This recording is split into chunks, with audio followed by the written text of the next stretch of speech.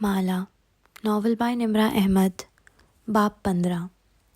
कैफ जमाल की कॉल के बाद इसने स्केच बुक और टैब परे डाल दिए थे। वो तब से अब तक ऐसे ही बैठा था, दरख्त के तने से टेक लगाए, माथे पे बाल लिए, नागवारी से कुछ बड़बड़ाता हुआ। सारा मूड खराब हो गया था। वो इस लूज़र को कैसे अपने पास जॉब दे सकती थी? वो इस पे कैसे एतबार कर सकती थी? चेरी ब्लॉसम्स का गुलाबीपन जैसे राख बन चुका था। कितनी ही देर वो बरहमी से अब्रू इकट्ठे किए कुछ सोचता रहा। इसे मालूम था कि इसे क्या करना है, लेकिन वो करने से पहले इसे दो इंसानों से बात करनी थी। सुजैन की लॉ फर्म की इमारत की दीवारें साउंड प्रूफ थीं, जिनके बायस इस्तांबुल के बेहंगम ट्रैफिक का शोर अंदर दाखिल नहीं होता था। वो अपने ऑफिस में बैठी एक मोटी स्याह किताब खोले इसमें कुछ तलाश कर रही थी जब दरवाज़ा बजा। इसने तकान भरा चेहरा उठाया। अधखुले दरवाजे में बीरबल फरीद खड़ा था। मरहबा, वो मुस्कुराया। अलबत्ता वो नहीं मुस्कुराई। माथे पे शिकन डाले ठग से किताब बंद की। बुक मार्क सफ़ात के वज़न के अंदर दब गया। मैं बग़ैर अपॉइंटमेंट के किसी से नहीं मिलती। अच्छा, मैं मिल लेता हूँ। वो डिटाई से मुस्कुराता हुआ आगे आया और कुर्सी खींची। और बिना कहे भी बैठ जाता हूँ। इत्मीनान से टांग पे टांग जमा ली। मुस्कुराहट चेहरे से जुदा नहीं हो रही थी। सुजैन ने थकावट से इसे देखा। घुंघराले बालों वाला, कलाइयों में जंजीरें और स्याह बैंड्स पहने, कान में बाली पिरोए, स्वेट पैंट्स में सफ़ेद शर्ट पहने वो हमेशा की तरह हशाश बशाश दिखाई दे रहा था। क्यों आए हो? चाय पीने। सूजी ने इसे घूरते हुए इंटरकॉम उठाया। एक चाय, शक्कर के बगैर। फिर रिसीवर ज़ोर से रखा। क्यों आए हो? सवाल दोहराया। वो संजीदा और कदरे थकी हुई दिखाई देती थी। एक बात मेरे दिल पे बोझ डाले हुए थी, सोचा तुमसे डिस्कस कर लूं। मेरे ऑफिस के दरवाजे पे वकील लिखा है या थेरेपिस्ट? मुझे दोनों की ज़रूरत नहीं है, सिर्फ एक सुनने वाला कान चाहिए। वो इसी डिटाई से मुस्कुराया। कहो। इसने पीछे को टेक लगा ली और उंगलियां बाहम फंसाए गौर से इसे देखने लगी। खाकी कोट में मलबूस, कानों में सुनहरे टॉप्स पहने, वो बाल कैचर में बांधे हुए थी। चेहरे पे मेकअप इस पहर भी नक्सक से मौजूद था। अलबत्ता पेशानी के बल बोटॉक्स के बावजूद दिखाई देते थे। मुझसे एक गलती हो गई है। वो संजीदा हुआ। एक के आगे कितने सिफर लगाऊं? वो बेख्तियार हंस दिया। वो भी हल्का सा मुस्कुराई, फिर चेहरे को दोबारा संजीदा कर लिया। मैं माहिर के जेल जाने की वजह से अपसेट था। वो एक दफ़ा पहले इस जहनी अमराज के असाइलम में भी कैद हुआ था और वो ट्रॉमा मुझे आज भी याद है। बीरबल की मुस्कुराहट अब मध्यम हो गई थी। वो गौर से सुनने लगी। और मुझे लगा इन सारे मसलों की वजह माला है। ज़ियाद की बीवी? वो चौंकी। बीरबल ने इस बात में सर हिलाया। माहिर और इसके दरमियान हमेशा कुछ न कुछ रहा है, कभी एक तरफा मोहब्बत, कभी नफ़रत। बस मुझे इस पे बहुत गुस्सा आ रहा था। इन दिनों वो मुश्किल में थी। इसने पूछा कि वो माहिर की कैसे मदद कर सकती है, मगर इसने थूक निकला। मगर मैंने इससे कहा कि वो हमसे कोई राब्ता न रखे। तुम शक्ल से ऐसे विलन तो नहीं लगते थे। कहा ना, मुझसे गलती हो गई। इसने बेचैनी से पहलू बदला। अब वो कनाडा चली गई है। यकीनन वो अपने शौहर से अलग हो रही है, लेकिन इसने माहिर से कोई राब्ता नहीं किया, शायद मेरी वजह से। और तुम चाहते हो कि दोनों एक दूसरे से मिल लें ताकि तुम्हारा गिल्ट कम हो। मैं चाहता हूँ कि अगर वो एक दूसरे से नहीं मिलना चाहते तो इसकी वजह मैं ना बनूँ। सुजैन ने गहरी सांस ली। मैं तुम्हारे लिए क्या कर सकती हूँ? सबसे पहले तुम चाय के साथ शक्कर लाने के लिए कह सकती हो। इसके बाद तुम मुझे कोई अच्छा मशवरा दे सकती हो। इसने मासूमियत से पलकें झपकाईं। सूजी के माथे की शिकनें धीरे धीरे गायब होने लगीं। तुम अपने भाई को कॉल करके हकीकत बता दो। वैसे भी वो दोनों अडल्ट्स हैं, अपनी ज़िंदगी के फ़ैसले अपनी मर्ज़ी से कर सकते हैं। मेरा नहीं ख्याल कि तुम इतने अहम हो कि तुम्हारी वजह से वो इससे बात नहीं करेगी। माहिर मुझसे नाराज़ हो गया तो? इसने कान खुजाया। इसकी नाराज़गी से तुम पे असर पड़ेगा? मेरे बैंक अकाउंट पे पड़ेगा। सूजी उफ करके रह गई, फिर आगे को हुई। तुम कब अपने भाई के साए से निकलोगे? जब 3.5 साल बाद मेरे बाप की दौलत मुझे मिल जाएगी जिस पे वो सांप बन के बैठा है। इसकी मुस्कुराहट वापस आ गई। फिर मुझसे मशवरा लेने 3.5 साल बाद आना। और अभी क्या करूं? अभी जाओ और अपने भाई को हकीकत बताओ। और चाय? सूजी की मुस्कुराहट गहरी हुई। वो तो मैंने मंगवाई ही नहीं। وہ جھکی اور انٹرکام کی تار اٹھا کے سیدھی ہوئی. وہ ساکٹ سے نکلی ہوئی تھی. انٹرکام کافی دنوں سے خراب پڑا ہے. بیربل فرید کا منہ بن گیا. کر کے آگے بڑبڑاتے ہوئے اٹھا. اس کی بڑبڑاہٹ میں وٹامن خانم کا لفظ واضح تھا. جیسے تم دوسروں کے نام رکھتے ہو ویسے ہی سب نے تمہارا بھی کوئی نام رکھا ہوگا. وہ تن سے پوچھ رہی تھی. بیربل دروازے پہ ہاتھ رکھے رکھے پلٹا اور ایک تیز نظر اس پہ ڈالی. تمہارے برعکس لوگ مجھے پسند کرتے ہیں اور میرا کوئی نام نہیں بگاڑ سکتا. سر جھٹک کے آگے بڑھ گیا. کئی ہزار میل دور چیری بلاسم تلے بیٹھے ماہر فرید نے فون اسکرین پہ ایک کانٹیکٹ کھولا. پینوکیو. اور کال کا بٹن دبایا. بیربل کے ہیلو کے جواب میں وہ بنا تمہید کے بولا. مجھے کیف کی کال آئی تھی. تمہاری کمپنی کیف؟ نہیں یار، وہ لوزر فوٹوگرافر کیف جس کو میں نے پیسے دیے تھے. وہ ساری بات بتاتا گیا. بیربل کو سارا معاملہ جذب کرنے میں چند منٹ لگے. وائے بے، اسٹوری تو انٹرسٹنگ ہو گئی ہے. اب میں کیا کروں؟ وہ اسی خراب موڈ کے ساتھ پوچھ رہا تھا. اس کی کال ریکارڈ کر لیتے اور مالا کو دکھا دیتے. اس نے اس کا سدے باب پہلے سے کر رکھا ہوگا. وہ میرا یقین نہیں کرے گی. مجھے شک ہے کہ وہ پہلے سے زیاد سلطان سے کوئی ڈیل کر چکا ہے اور اب مجھ سے بھی پیسے کمانے کے چکر میں ہے. وہ زیاد جیسے سیریل کلر کو ڈبل کراس کرنے کی بیوقوفی کیسے کر سکتا ہے؟ کہا نا وہ لوزر تھا، لوزر رہے گا. اگر تھوڑی سی بھی عقل ہوتی تو مجھے کال نہ کرتا. تم مالا کو کال کر کے بتا دو. سمپل.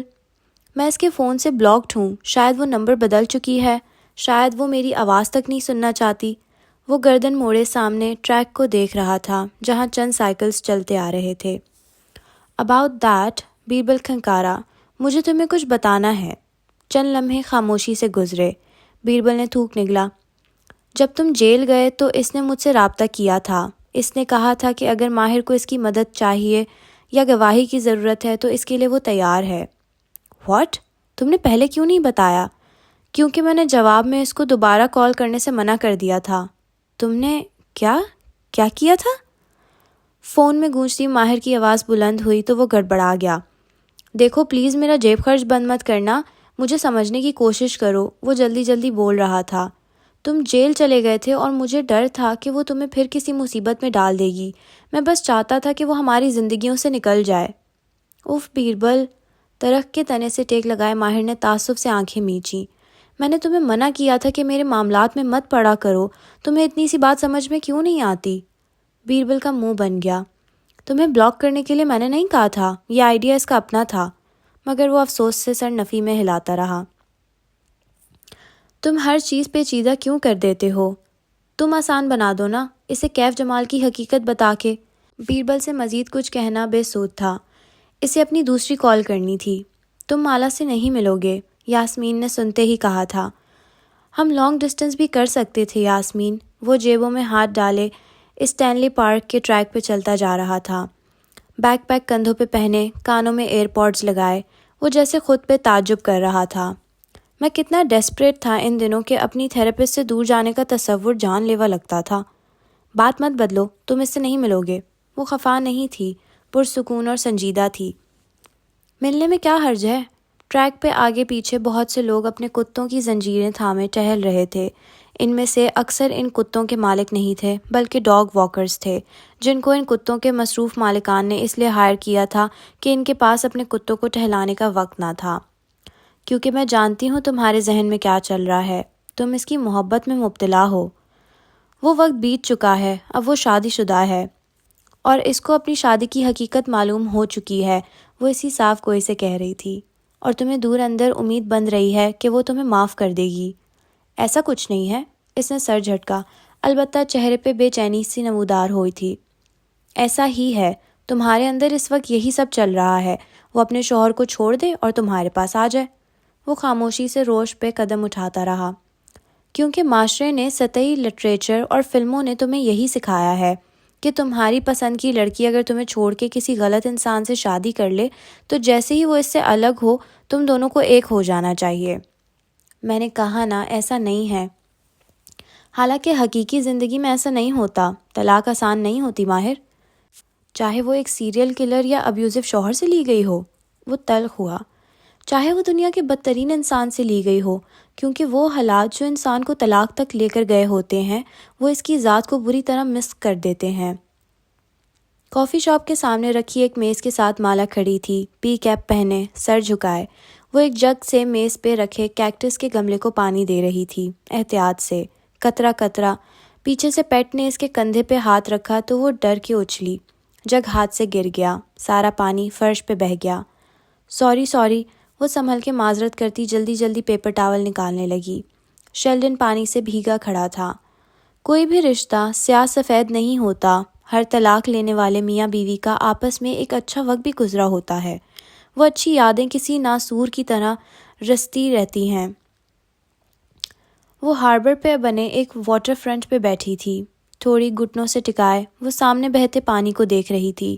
افق پہ نارنجی گیند دھیرے دھیرے پانی میں ڈوبتی دکھائی دے رہی تھی اور اس کی زرد روشنی میں بہت سے مناظر ابھر رہے تھے۔ وہ سفید کامدار لباس میں بیٹھی مسکرا کے نکاح نامے پہ دستخط کر رہی تھی۔ وہ اور زیاد ساتھ ساتھ مالدیو کے اس ریزورٹ کے پرائیویٹ ساحل پہ بیٹھے تھے۔ وہ کچھ کہہ رہا تھا اور وہ ہنس رہی تھی۔ وہ ڈرائیو کر رہا تھا اور وہ فرنٹ سیٹ پہ بیٹھی مسکرا کے باہر دیکھ رہی تھی۔ وہ زری ستارے والے لباس اور گہرے میک اپ میں ملبوس تھی۔ وہ شادی کے بعد ہونے والی کسی دعوت پہ جا رہے تھے۔ شادی کو ختم کرنا اتنا آسان نہیں ہوتا۔ طلاق ابیوزو کی طرف سے جاتا ہر قدم اٹھاتے وقت عورت گلٹ کا شکار ہوتی ہے۔ کیا وہ درست کر رہی ہے؟ کیا وہ بدل نہیں سکتا تھا؟ کیا اسے ایک اور چانس دینا چاہیے؟ وہ سیو آن فوڈز کے کاؤنٹر پہ کھڑی اپنی گروسری کو بیگز میں ڈال رہی تھی۔ دفعتاً پلٹ کے دیکھا، اس سے قدرے فاصلے پہ کیف جمال کھڑا تھا۔ اسے دیکھ کے سر کو اس بات میں جنبش دی، جیسے تسلی دی ہو کہ وہ قریب ہی ہے، کوئی اس کا کچھ نہیں بگاڑ سکے گا۔ وہ ہلکا سا مسکرائی اور واپس اپنی ٹرالی کی طرف جھک گئی۔ اور طلاق ہونے کے کچھ عرصے بعد تک عورت کے اندر یہی سب چلتا رہتا ہے، کیا اس نے درست کیا؟ کہیں وہ پچھتائے گی تو نہیں؟ ابیوزو شادیاں لڑکیوں کو سیلف اسٹیم کو تباہ کر دیتی ہیں، ان کا اپنے اوپر سے اعتبار ختم ہو جاتا ہے۔ رات اس اپارٹمنٹ بلڈنگ کو سیاہ پروں میں چھپائے ہوئے تھی۔ وہ بتیاں بجھائے کھڑکی کے پردے برابر کر رہی تھی۔ ایک جھری سے باہر جھانکا، کیف اپنی کار پہ وہاں سے جاتا دکھائی دے رہا تھا۔ ایک طلاق کے تجربے سے گزرتی عورت ذہنی طور پہ اتنی توڑ پھوڑ کا شکار ہوتی ہے کہ وہ اگلی شادی یا اگلے مرد کے بارے میں نہیں سوچ سکتی، نہ سوچنا چاہیے۔ جو عورتیں ایک شادی سے نکل کے فوراً کسی دوسرے رشتے میں خود کو داخل کر لیتی ہیں اس خوف سے کہ کہیں وہ اکیلی نہ رہ جائیں، وہ بہت بڑی غلطی کرتی ہیں۔ کمرے میں نیم اندھیرا تھا۔ اس کی روم میٹ اپنے بستر پہ کروٹ لیٹے سو رہی تھی، مگر وہ جاگی ہوئی تھی۔ قالین پہ بیٹھے، دیوار سے ٹیک لگائے، وہ اسکیچ بک پہ تیز تیز انگلیاں چلا رہی تھی۔ آنکھیں بھیگی ہوئی تھیں۔ ایک پھولوں سے سجی بیکری کا خاکہ سا ابھر رہا تھا۔ کسی مرد کو طلاق سے گزرتی عورت کی زندگی میں کچھ عرصے تک بالکل مداخلت نہیں کرنی چاہیے، کیونکہ وہ عورت کا ایک ولنریبل وقت ہوتا ہے۔ ایسے میں درست فیصلے نہیں کر سکتی۔ وہ خوف اور بے اعتباری کا شکار ہوتی ہے۔ اسے پہلے خود کو ہیل کرنا ہوتا ہے، اپنے زخموں کو بھرنا ہوتا ہے، اپنی ذات کا اعتبار واپس حاصل کرنا ہوتا ہے۔ اس کے بعد اسے کسی نئے تعلق میں جانا چاہیے، ورنہ اس کا اگلا تعلق بھی کامیاب نہیں ہوتا۔ وہ خاموشی سے ٹریک پہ چلتا کانوں میں گونجتی یاسمین کی آواز سن رہا تھا۔ طلاق لینے والے اکثر لوگ اکیلے رہ جانے کے خوف سے ایک بہت بڑی غلطی کرتے ہیں۔ وہ سمجھتے ہیں کہ طلاق نے جو زخم ان کو دیا ہے، جو دکھ اور غم ان کی ذات کے اندر بیٹھ گیا ہے، یہ اگلی شادی سے ٹھیک ہو جائے گا۔ ان کو جیسے ہی کسی نئے شخص سے محبت ہوگی، وہ ان کا زخم بھر دے گا۔ وہ اب پارک کے دہانے تک آن پہنچا تھا۔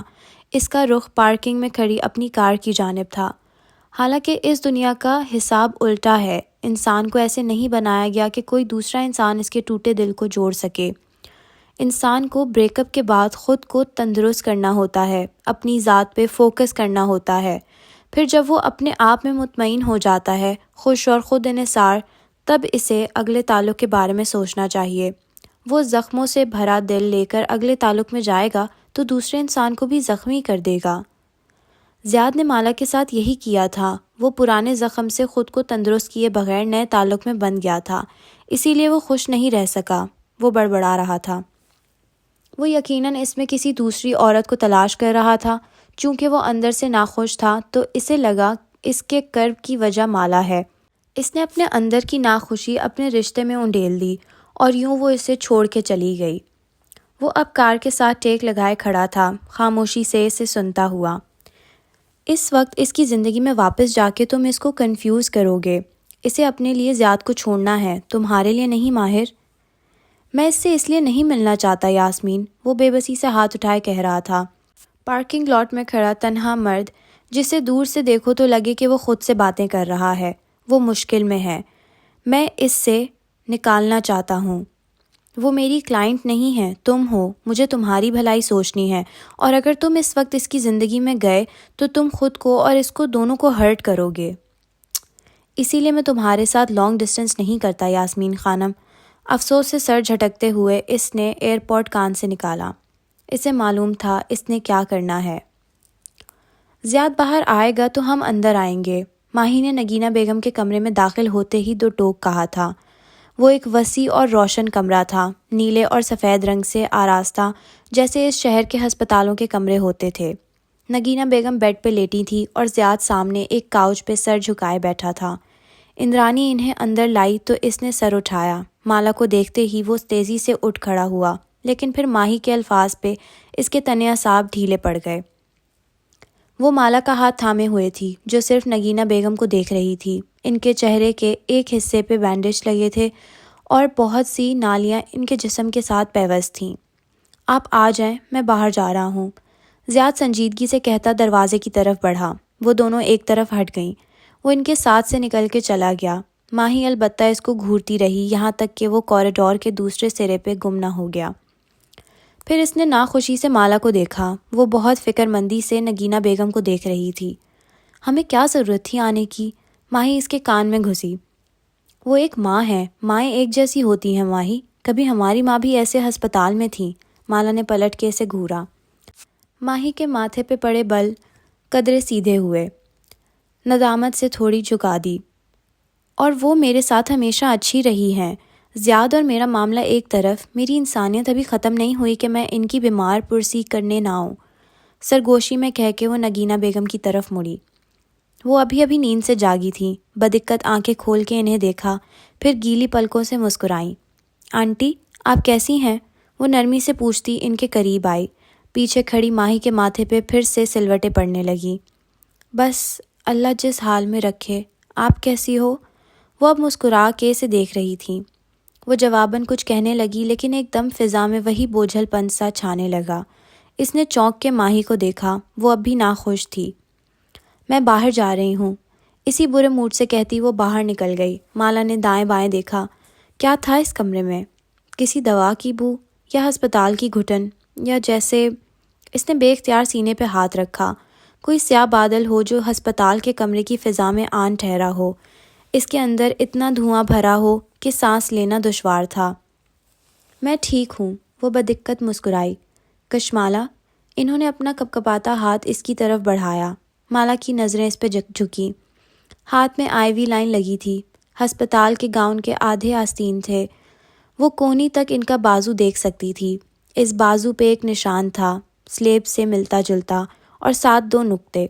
اس نے پہلے یہ کبھی نہیں دیکھا تھا۔ وہ ہمیشہ پوری آستین کے شلوار قمیض پہنتی تھیں۔ زیاد سے صلح کر لو۔ انہوں نے اس کا ہاتھ تھام لیا، آنکھوں میں آنسو تھے۔ آنٹی میں یہ بات نہیں کرنا، میری زندگی کم ہے، خدا کے لیے میرے بیٹے کو مت چھوڑو۔ اور وہ اب تکلیف سے سانس لے رہی تھیں۔ میری پوتی کو مت مارنا۔ وہ جہاں تھی وہیں کھڑی رہ گئی۔ آپ کو کیسے؟ مجھے خواب آیا تھا بیٹے، میں جانتی ہوں اس بارے میں، خدا کے لیے اس کو مت مارنا۔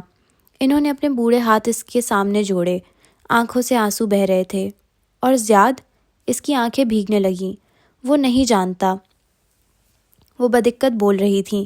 خدا کے لیے اس کو مت مارنا، وہ بہت قیمتی ہے۔ انہوں نے اس کا ہاتھ اپنے ہاتھ میں تھام لیا۔ وہ کچھ اور بھی کہہ رہی تھی لیکن اس لمحے کچھ ہوا۔ اسے کچھ چبھا تھا ہتھیلی پہ۔ اس نے چونک کے اپنا ہاتھ نکالا، پھر دیکھا۔ نگینہ بیگم کی انگلی میں ایک انگوٹھی تھی، ایک پلین انگوٹھی۔ وہ اسے پلین ہی سمجھتی تھی لیکن اس نے آج دیکھا تھا کہ وہ پلین نہیں تھی۔ اس کا سبز نگینہ اندر کی طرف مڑا ہوا تھا، وہ قدرے نوکیلا تھا، اس کی نوک اسے چبھی تھی زور سے، اتنی زور سے کہ اسے کچھ یاد آیا تھا۔ یہی چبھن یہ پہلے بھی سے محسوس ہوئی تھی، وہ اس چبھن کو پہچانتی تھی، مگر کہاں، کب؟ اس نے ہتھیلی کی پشت سے گیلا گال صاف کیا۔ آپ ریسٹ کریں، میں پھر آؤں گی۔ یہ ان کی باتیں نہیں تھیں جنہوں نے اسے غیر آرام دہ کر دیا تھا، یہ فضا کا بوجھل پن تھا، کچھ عجیب سا، جیسے کوئی آسیب ہو۔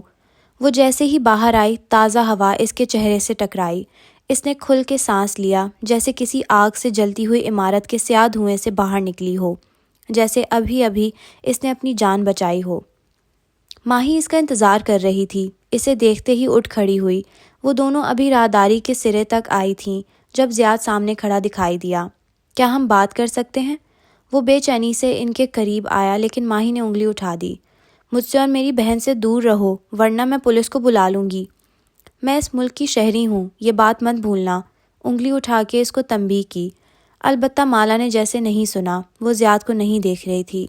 زیاد سلطان جیسے اس کے لیے اب وجود نہیں رکھتا تھا، وہ بس ایک ہاتھ سے دوسری ہتھیلی کو پکڑے اپنے خیال میں آگے بڑھ رہی تھی۔ اس چبھن میں ایسا کیا تھا جو شناسا تھا؟ ماہی پارکنگ میں کار لینے گئی تو وہ داخلی لابی میں کھڑی ہو گئی۔ شیشے کی دیوار سے وہ کاؤنٹر کو دیکھ سکتی تھی۔ اندرانی وہاں کھڑی کاغذات پہ سائن کر رہی تھی۔ مالا نے پتلیاں سکوڑ کے اس کو دیکھا۔ اندرانی اب پرس میں سے کچھ نکال رہی تھی، کینیڈین ڈالرز کے نوٹ، یعنی نگینہ آنٹی کے پاس کسی قسم کی ہیلتھ انشورنس نہیں تھی، ورنہ وہ کیش کیوں پے کرتی؟ اس نے اطراف میں دیکھا، یہ اس شہر کا ایک مہنگا ترین ہسپتال تھا، وہ بنا انشورنس کے یہاں علاج کیسے افورڈ کر سکتی تھی؟ زیاد پیمنٹ کرتا تو وہ نوٹس نہ کرتی، اس کے پاس حرام حلال کا بہت پیسہ تھا، لیکن اندرانی، وہ اتنا سارا کیش لے کر کیوں گھوم رہی تھی؟ زیاد اسے اتنا پیسہ کیوں دے گا؟ وہ تو کسی کو اپنا بخار تک نہ دیتا۔ اس کی نگاہوں نے دور تک اندرانی کا پیچھا کیا تھا۔ اس کمرے میں سفید دھواں سا بھرا تھا، ایک کورا کینوس اسٹینڈ پہ جمع تھا، وہ سامنے اسٹول پہ بیٹھی تھی، سبز رومال بالوں پہ باندھے، وہ سوکھے برش کو دھیرے دھیرے کورے کینوس پہ رگڑ رہی تھی، ہر رگڑ کے ساتھ ایک تصویر سی ابھر رہی تھی، سونے کے کنگن پہنی، بھری بھری کلائیاں، وہ پرات میں رکھی سبزی کاٹ رہی تھیں، ان کی تصویر دیکھتے ہی دیکھتے حرکت کرنے لگی، وہ ایک دم پیچھے ہو گئی، سانس رک گیا، پلکیں جھپکنا بھول گئی، وہ سفید دوپٹہ سر پہ جمائے کانوں کے پیچھے اڑ سے چہرہ جھکائے کھیرے کاٹ رہی تھیں، دفعتاً سبز آنکھیں اٹھا کے اسے دیکھا، ان کی آنکھوں کے گرد جھریاں بہت کم تھیں، جلد ملائم تھی، وہ جوان دکھائی دیتی تھی۔ ماں، اس کی پلکیں بھیگنے لگیں۔ تم نے اسے کیوں منع کیا مالا؟ وہ غمزدہ نظر آ رہی تھی۔ کس کو؟ تم نے اس کو خود کو پکارنے سے کیوں منع کیا؟ وہ جیسے اس سے مایوس تھیں۔ ماں، میری زندگی میں پہلے ہی بہت مسائل چل رہے ہیں۔ آنسو اس کی آنکھوں سے ٹپ ٹپ گرنے لگے۔ مجھے پیسے چاہیے ہیں۔ معید مجھے باغ میں میرا حصہ نہیں دے رہا، زیاد اس شہر میں ہے، اور یہ بچہ کسی کو خود کو پکارنے سے منع نہیں کرتے۔ وہ اس کو نہیں سن رہی تھیں۔ ماں، معید میرا حق نہیں دے رہا، مجھے جے پی کو پیمنٹ کرنی ہے۔ وہ رونے لگی تھی زور زور سے۔ کشمالا، کشمالا، کسی نے اس کا کندھا جھنجھوڑا، وہ ایک دم اٹھ بیٹھی۔ وہ کمرے میں تھی، تمام بتیاں روشن تھیں اور اس کی روم میٹ تعجب سے اس کے قریب جھکی اس کا کندھا ہلا رہی تھی۔ اٹھو، تم رو رہی تھیں۔ اس نے اپنا چہرہ چھوا، وہ آنسوؤں سے بھیگا تھا، وہ جلدی جلدی سے صاف کرنے لگی۔ وہ مالا کو عجیب سی نظروں سے دیکھتی اپنے بیڈ کی طرف چلی گئی۔ شاید اس نے اس کی نیند میں خلل ڈال دیا تھا۔ یہ فجر سے پہلے کا وقت تھا، ساری دنیا سو رہی تھی۔ وہ بالکنی میں چلی آئی، ہلکی سی شال لپیٹ کے وہاں رکھی آرام کرسی پہ بیٹھ گئی۔ آنکھیں ابھی تک بھیگی ہوئی تھیں۔ معید، مجھے میرے حصے کے پیسے چاہیے ہیں۔ اس نے معید کو کال کی لیکن اس نے نہیں اٹھائی۔ وہ آج کل اس کی کالز نہیں اٹھاتا تھا۔ پھر اس نے آڈیو میسج بھیجا، اس کے سوا چارہ نہ تھا۔ ابھی میرے پاس نہیں ہے یار، دے دوں گا۔ ٹائپ شدہ جواب فوراً موصول ہوا۔ مجھے ارجنٹ چاہیے ہیں، مجھے کسی کے پیسے دینے ہیں۔ تم ماہی سے مانگ سکتی ہو۔ میں تم سے قرض نہیں مانگ رہی، جو تم کہہ رہے ہو کہ ماہی سے پوچھ کے دیکھو۔ میں تم سے اپنا حصہ مانگ رہی ہوں۔ میں کچھ کرتا ہوں۔ چند لمحے کے لیے ٹائپنگ کے نقطے بنتے اور مٹتے رہے۔ وہ کچھ لکھ لکھ کے مٹا رہا تھا۔ تمہارے پاس بہت سے ڈائمنڈز بھی تھے، وہ زیاد کے لاکر میں رہ گئے ہیں۔ لکھنے کے بعد اس کو بری طرح گلٹ محسوس ہوا۔ اس کی تمام جولری زیاد کے لاکر میں نہیں رہ گئی تھی، کچھ اس کے پاس بھی تھی، لیکن زیور آخری راستہ تھا۔ ڈائمنڈز پاکستان میں اسی جولر کو واپس بیچنا بہتر تھا جس سے خریدے گئے تھے، بجائے کینیڈا میں ان کو بیچنے کے۔ یہاں ان کی قیمت بہت کم ملنی تھی، سوائے ایک سرٹیفائیڈ ڈائمنڈ کے کسی کو بیچنے کا فائدہ نہ تھا، لیکن وہ مویت کو یہ بات نہیں بتا سکتی تھی، ورنہ وہ اس کے حصے کی رقم اس کو نہ دیتا۔ ماں کچھ اور بھی کہہ رہی تھی اس کو۔ افق پہ ابھرتی سرخی کو دیکھ کے اسے یاد آیا۔ اس نے سر جھٹک دیا، وہ اس بارے میں نہیں سوچنا چاہتی تھی۔ آج اس کا آف تھا، آج وہ صرف سوئے گی، اور جب سو کے اٹھے گی تو گرین وال آئی لینڈ کی پبلک مارکیٹ جائے گی۔ وہ اپنے لیے گروسری خریدے گی اور وہ گھر آ کے کیک بیک کرے گی۔ اسے بہت میٹھا چاکلیٹ کیک چاہیے تھا اور تازہ بیک شدہ خستہ کوکیز بھی۔ اسے ماں کی بات کے بارے میں نہیں سوچنا تھا، اس کی زندگی میں زیادہ بڑے مسائل تھے۔ یہ جمعے کی سہ پہر تھی۔ وینکوور کی سڑکوں سے گزر کے تم اس پل تک آؤ تو دیکھو گے کہ سامنے پانی کے اس طرف گرین وال آئی لینڈ نامی جزیرہ ہے۔ گرین ویل اس خطے کی شاپنگ، آرٹ اور کلچر کا مرکز تھا، جس کے اندر ایک نئی دنیا آباد تھی۔ بارش سے گیلی سرمئی سڑکیں، دکانوں کی مخروطے چھتیں اور جزیرے کے کناروں پہ بنی سی وال، جس کے پار پانی پہ بگلے اڑتے دکھائی دے رہے تھے۔ مالا اس وقت گرین ویل کی پبلک مارکیٹ میں تھی۔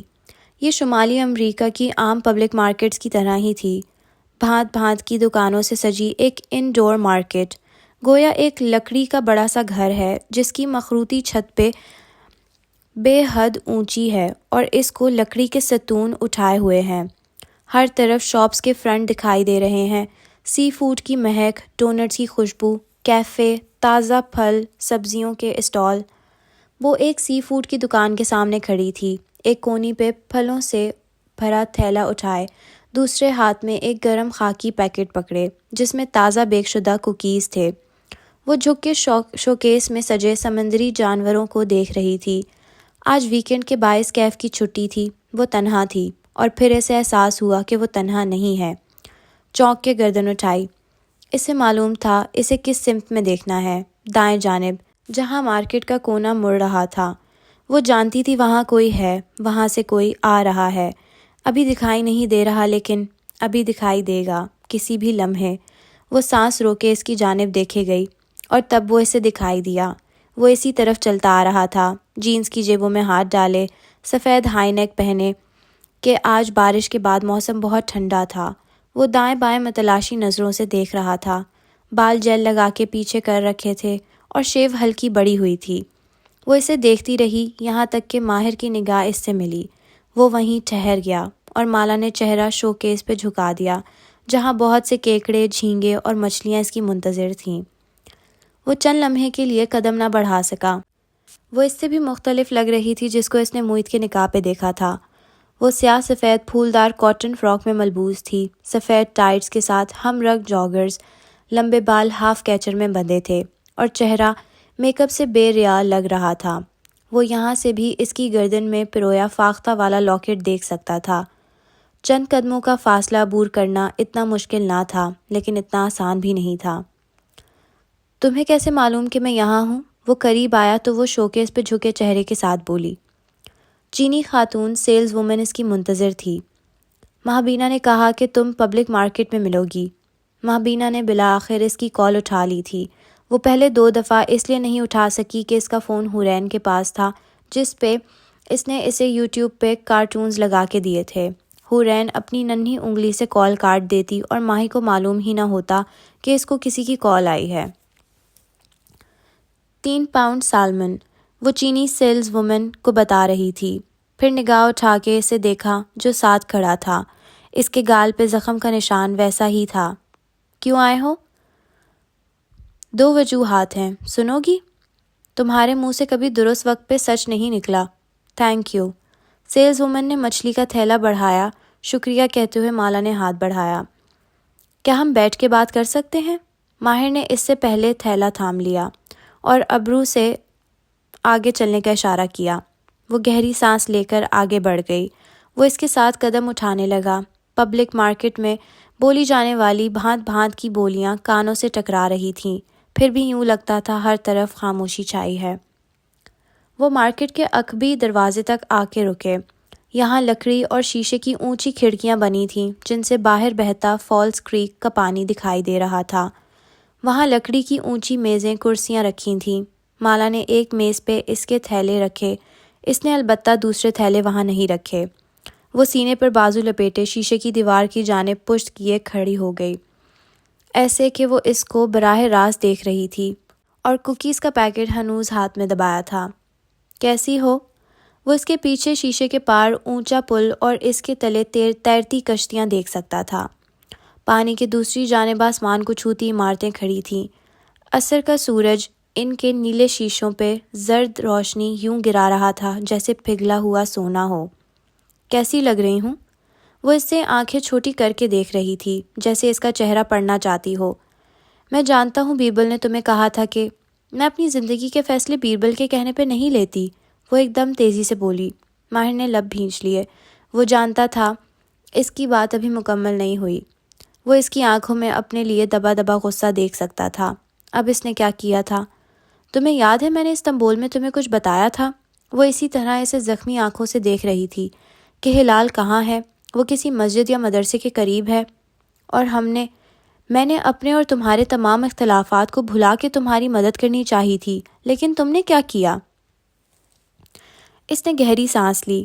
بہت کچھ یاد آیا، جھیل کنارے کاٹیج میں پہلی رات اور 2 نفوس۔ میں آئی تھی تمہارے پاس مویت کے نکاح والے دن، میں نے پوچھا تھا تم سے اگر تم زیاد کے بارے میں کچھ جانتے ہو۔ اس کی آنکھیں گلابی ہوئیں، ان میں دکھ نہیں تھا، غصہ تھا، اور تم جانتے تھے اس کی حقیقت، تم ملے تھے اس سے، لیکن تم خاموش رہے، تم میرا اعتبار نہ کرتی۔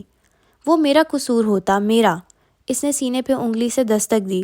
میں تم سے تمہارے قصور کا پوچھ رہی ہوں، تم نے خاموشی کو چنا اور میں اس آدمی کے ساتھ واپس چلی گئی۔ مجھے اس وقت نہیں معلوم تھا کہ وہ کسی انسان کو قتل کر سکتا ہے۔ جب معلوم ہوا تو میں نے تمہیں کالز کی تھیں، تم نے جواب نہیں دیا، تب دیر ہو چکی تھی۔ وہ دونوں شیشے اور لکڑی سے بنی دیوار کے ساتھ آمنے سامنے کھڑے تھے۔ قریب میں ایک فیملی آ کے کرسیاں سنبھالنے لگی تو مالا نے آواز اونچی کی، جب مجھے تمہاری بہن کے بارے میں اتنا سا بھی، انگلی اور انگوٹھے کے درمیان خلا بنا کے دکھایا، معلوم ہوا تو میں نے تمہیں کال کی تھی۔ مویت کے نکاح پہ میں نے تمہیں کہا کہ میں تمہارا اعتبار کروں گی، لیکن تم چپ رہے، پھر اب کیوں آئے ہو؟ اب کچھ بتاؤں تو اعتبار کرو گی؟ ماہر نے اسی سنجیدگی سے ابرو اٹھایا۔ مالا نے سر جھٹکا۔ اب ایسا کیا ہے جو میں نہیں جانتی؟ کیف جمال، تمہارا باڈی گارڈ۔ تمہارا مطلب ہے اصلی کیف جمال؟ وہ تلخ ہوئی تو ماہر نے گہری سانس لی۔ کیا وہ اس کے ایک فریب کو بھلا نہیں سکتی تھی؟ ہاں، وہ لوزر جس کو میں نے پیسے دیے تھے، وہ تمہیں دھوکہ دے رہا ہے۔ اوہ پلیز، وہ بڑبڑاتے ہوئے اپنے تھیلے اٹھانے لگی۔ تم اس پر کیسے اعتبار کر سکتی ہو؟ وہ دروازے کی طرف بڑھی تو وہ تیزی سے اس کے پیچھے لپکا۔ میں بھی بات کر رہا ہوں مالا، تم ہمیشہ کی طرح جگہ چھوڑ کے نہیں جا سکتی۔ لیکن وہ دروازہ کھول کے باہر نکل گئی۔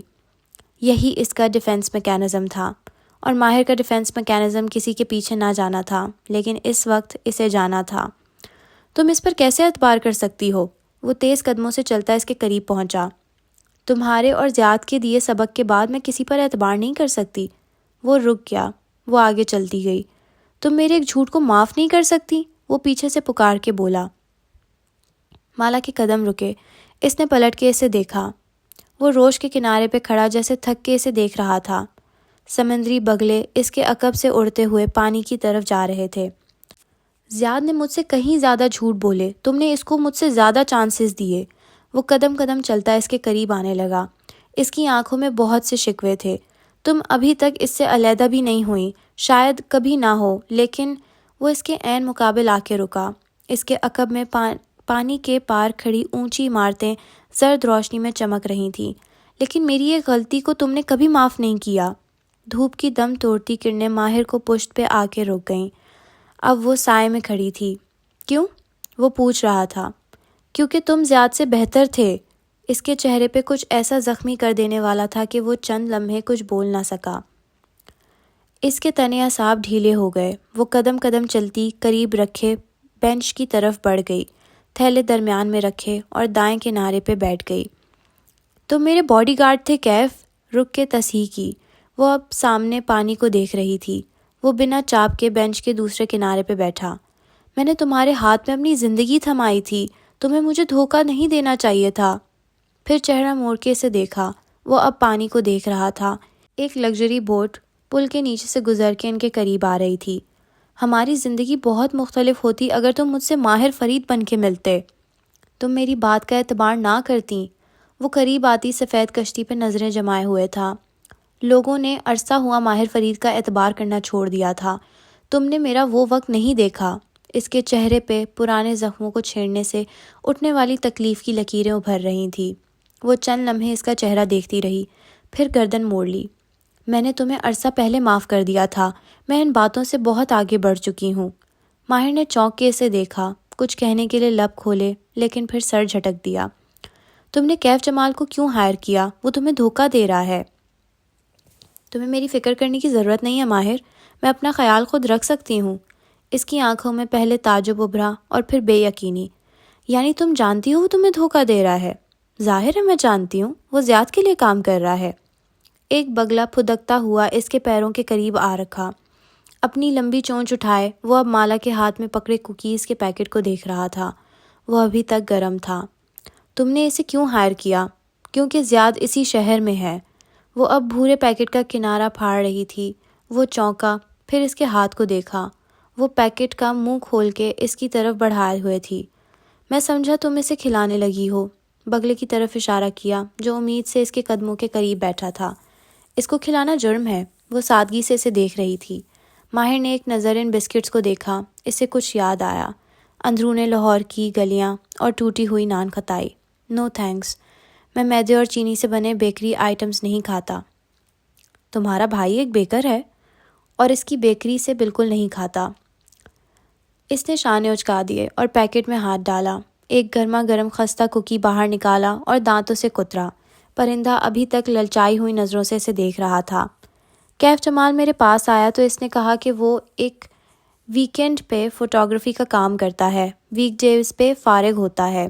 وہ کون سا انسان ہے جو کینیڈا میں رہ کے ہفتے کے 4 دن فارغ ہے؟ وہ جو کسی کے پے رول پہ ہو۔ وہ گھٹنوں پہ کونیاں رکھے آگے کو ہو کے بیٹھا پانی کو دیکھ رہا تھا۔ مجھے محسوس ہو رہا تھا کہ کوئی میرا پیچھا کر رہا ہے، لیکن وہ زیاد نہیں تھا۔ زیاد کوئی بھی ایسا کام نہیں کرے گا جس سے میرا اسائلم کیس مضبوط ہو۔ اس نے اس کام کے لیے کسی کو ہائر کیا تھا۔ پانی کے پار کھڑی اونچی عمارتیں اسی خاموشی سے بینچ پہ بیٹھے 2 اجنبیوں کو دیکھ رہی تھیں۔ وہ اتنی آسانی سے کینیڈا کیسے پہنچا؟ وہ میرے پاس کیوں آیا؟ ظاہر ہے زیاد کا اس میں ہاتھ تھا۔ وہ چاہتا تھا کہ کیف جمال بہت قریب سے میرے اوپر نظر رکھے۔ زیاد جیسا شخص تنہا کام نہیں کرتا، اس کے پاس ایسے کاموں کے لیے مددگار کمیونٹی ہے۔ تم نے اس کا کام آسان کیوں بنایا؟ کیونکہ میں ہر وقت گردن گھما کے اپنے دائیں بائیں کسی غائب تعقب کار کو ڈھونڈتے ڈھونڈتے تھک گئی تھی۔ کیا یہ بہتر نہیں ہے کہ آپ کا دشمن آپ کی نگاہوں کے سامنے رہے تاکہ آپ اس پہ نظر رکھ سکیں؟ وہ بڑبڑایا، کیپ یور اینیمیز کلوزر۔ اپنے دوستوں کو قریب اور دشمنوں کو قریب تر رکھو۔ ویکینڈ پہ کیا ہوتا ہے؟ وہ اب تیسرا بسکٹ نکال رہی تھی۔ ماہر نے ایک ناپسندیدہ نظر اس پیکٹ پہ ڈالی۔ زیاد تب میرا پیچھا خود کرتا ہے، لیکن آج کل وہ اپنی ماں کی وجہ سے مصروف ہے تو امید ہے کہ اس وقت وہ ہمیں نہیں دیکھ رہا ہوگا۔ اس کی ماں کو کیا ہوا؟ Blood cancer. اس نے جھرجھری سی لے کر سر جھٹکا۔ تم مجھ سے ملنے کیوں آئے ہو؟ سنجیدگی سے یاد دلایا، ساتھ ہی کلائی پہ بندھی گھڑی دیکھی۔ کیا اس کو دیر ہو رہی تھی یا وہ بتانا چاہ رہی تھی کہ وہ اس کے ساتھ زیادہ دیر نہیں بیٹھنا چاہتی؟ وہ فیصلہ نہ کر سکا۔ مجھے کیف نے کال کی تھی، وہ میرے ساتھ بھی ڈیل کرنا چاہ رہا تھا۔ میں تمہیں کیف کے دھوکے سے بچانا۔ میری طرف دیکھو ماہر، تمہیں کیا نظر آتا ہے؟ وہ رخ موڑ کے اسے براہ راست دیکھنے لگی۔ میں ایک سائیکوپیتھ قاتل کی بیوی ہوں جو اپنے شوہر سے بچنے کے لیے 7 سمندروں کا سفر کر کے یہاں آئی ہے۔ وہ آدمی میرے ساتھ کچھ بھی کر سکتا ہے کیونکہ میں اس سے طلاق لے رہی ہوں۔ جب تک وہ آزاد گھومے گا میری جان خطرے میں رہے گی۔ اس لیے مجھے یہ نہ بتاؤ کہ تم مجھے بچانا چاہتے ہو۔ کوئی کسی کو نہیں بچا سکتا۔ میں یہاں اکیلی ہوں اور مجھے اکیلے سروائیو کرنا ہے۔ تم میرے لیے کچھ نہیں کر سکتے، نہ میں چاہتی ہوں کہ تم میری زندگی میں مداخلت کرو۔ میں تمہاری زندگی میں مداخلت کرنے نہیں آیا۔ اس کی آواز دھیمی تھی۔ وہی بات دہرانے آیا ہوں جو میں نے تمہیں لاہور میں کہی تھی۔ لاہور! اس شہر کے ذکر سے ایک دم بہت کچھ یاد آیا۔ اندرون لاہور کی گلیاں، ٹوٹی ہوئی نان خطائی۔ کیا تم میری بہن کو ڈھونڈنے میں میری مدد کر سکتی ہو؟ میں نہیں جانتی تمہاری بہن کہاں ہے، زیاد جانتا ہے۔ ایک لمحے کے لیے پانی کے کنارے کھڑی تمام عمارتیں خاموش ہو گئیں، بگلے اڑنا بھول گئے اور کشتیاں رک گئیں۔ اس نے میرے سامنے اعتراف کیا تھا کہ وہ ہلال کی لوکیشن جانتا ہے، وہ سرکار کا کلائنٹ ہے۔ کوچ، وہ بڑبڑائی، وہ کہہ رہا تھا، تم اور زیاد الگ ہو یا نہ ہو، میں تمہارے کسی فیصلے میں مداخلت نہیں کروں گا۔ مجھے اپنی بہن چاہیے اور اس وقت صرف زیاد سلطان ہے جو اس کو واپس لا کے دے سکتا ہے۔ وہ خاموشی سے بغور اس کو دیکھے گئی۔ وہ دھیمی آواز میں کہہ رہا تھا، میں نہیں جانتا تمہارا ہلال کے ساتھ کیا تعلق ہے، لیکن کچھ ہے، کچھ ایسا جو میری اور تمہاری سمجھ سے اوپر ہے۔ میں انسانوں کے بارے میں کبھی غلط نہیں ہوتا، تم میری مدد کر سکتی ہو۔ وہ ٹھہرا۔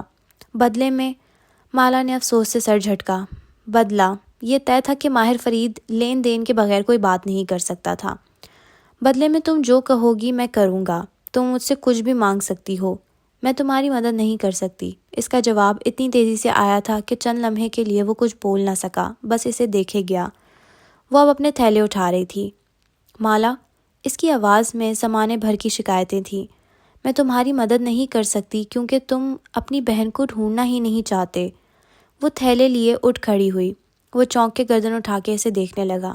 میں اتنے برس سے اس کو ڈھونڈ رہا ہوں، تم اس کو نہیں، اس جادوگر کو ڈھونڈ رہے ہو۔ وہ ناسمجھی سے اسے دیکھتے ہوئے کھڑا ہوا۔ تم آج تک اسے تلاش نہیں کر پائے کیونکہ تم اس کو تلاش نہیں کر رہے ماہر فرید۔ وہ اسی سنجیدگی سے اس کی آنکھوں میں دیکھ رہی تھی۔ وہ دونوں بینچ کے ساتھ کھڑے تھے، ایک طرف روش پہ چلتے لوگ تھے اور دوسری جانب پانی پہ دم توڑتی نارنجی کرنیں۔ تم میری زندگی میں کیوں آئے؟ ہلال کے لیے؟ نہیں، تم سرکار کی تلاش میں تھے کیونکہ تمہیں کسی نے کہا تھا کہ حورِ جہاں کی بیٹی سرکار کو جانتی ہے، کیونکہ سرکار میرے اوپر جادو کر رہا تھا۔ تم سرکار کے ساتھ obsessed ہو ماہر۔ ہلال اس کے پاس ہے، اگر میں اس جادوگر کو ڈھونڈ لوں تو تم اس کو صرف ہلال کے لیے نہیں تلاش کر رہے، تمہیں اس سے اپنا انتقام بھی چاہیے۔ اس نے کوکی کے خالی پیکٹ کا کنارہ پھاڑا، پھر پرس سے ایک پین نکالا۔ وہ سر جھکائے اس کے ہاتھوں کی حرکت دیکھ رہا تھا۔ وہ ایک ہتھیلی پہ بھورا کاغذ رکھے اس پہ پین سے کچھ لکھ رہی تھی۔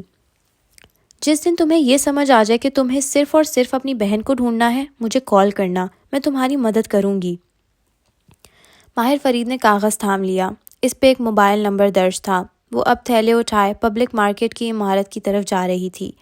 اسے چند چیزیں مزید لینی تھی۔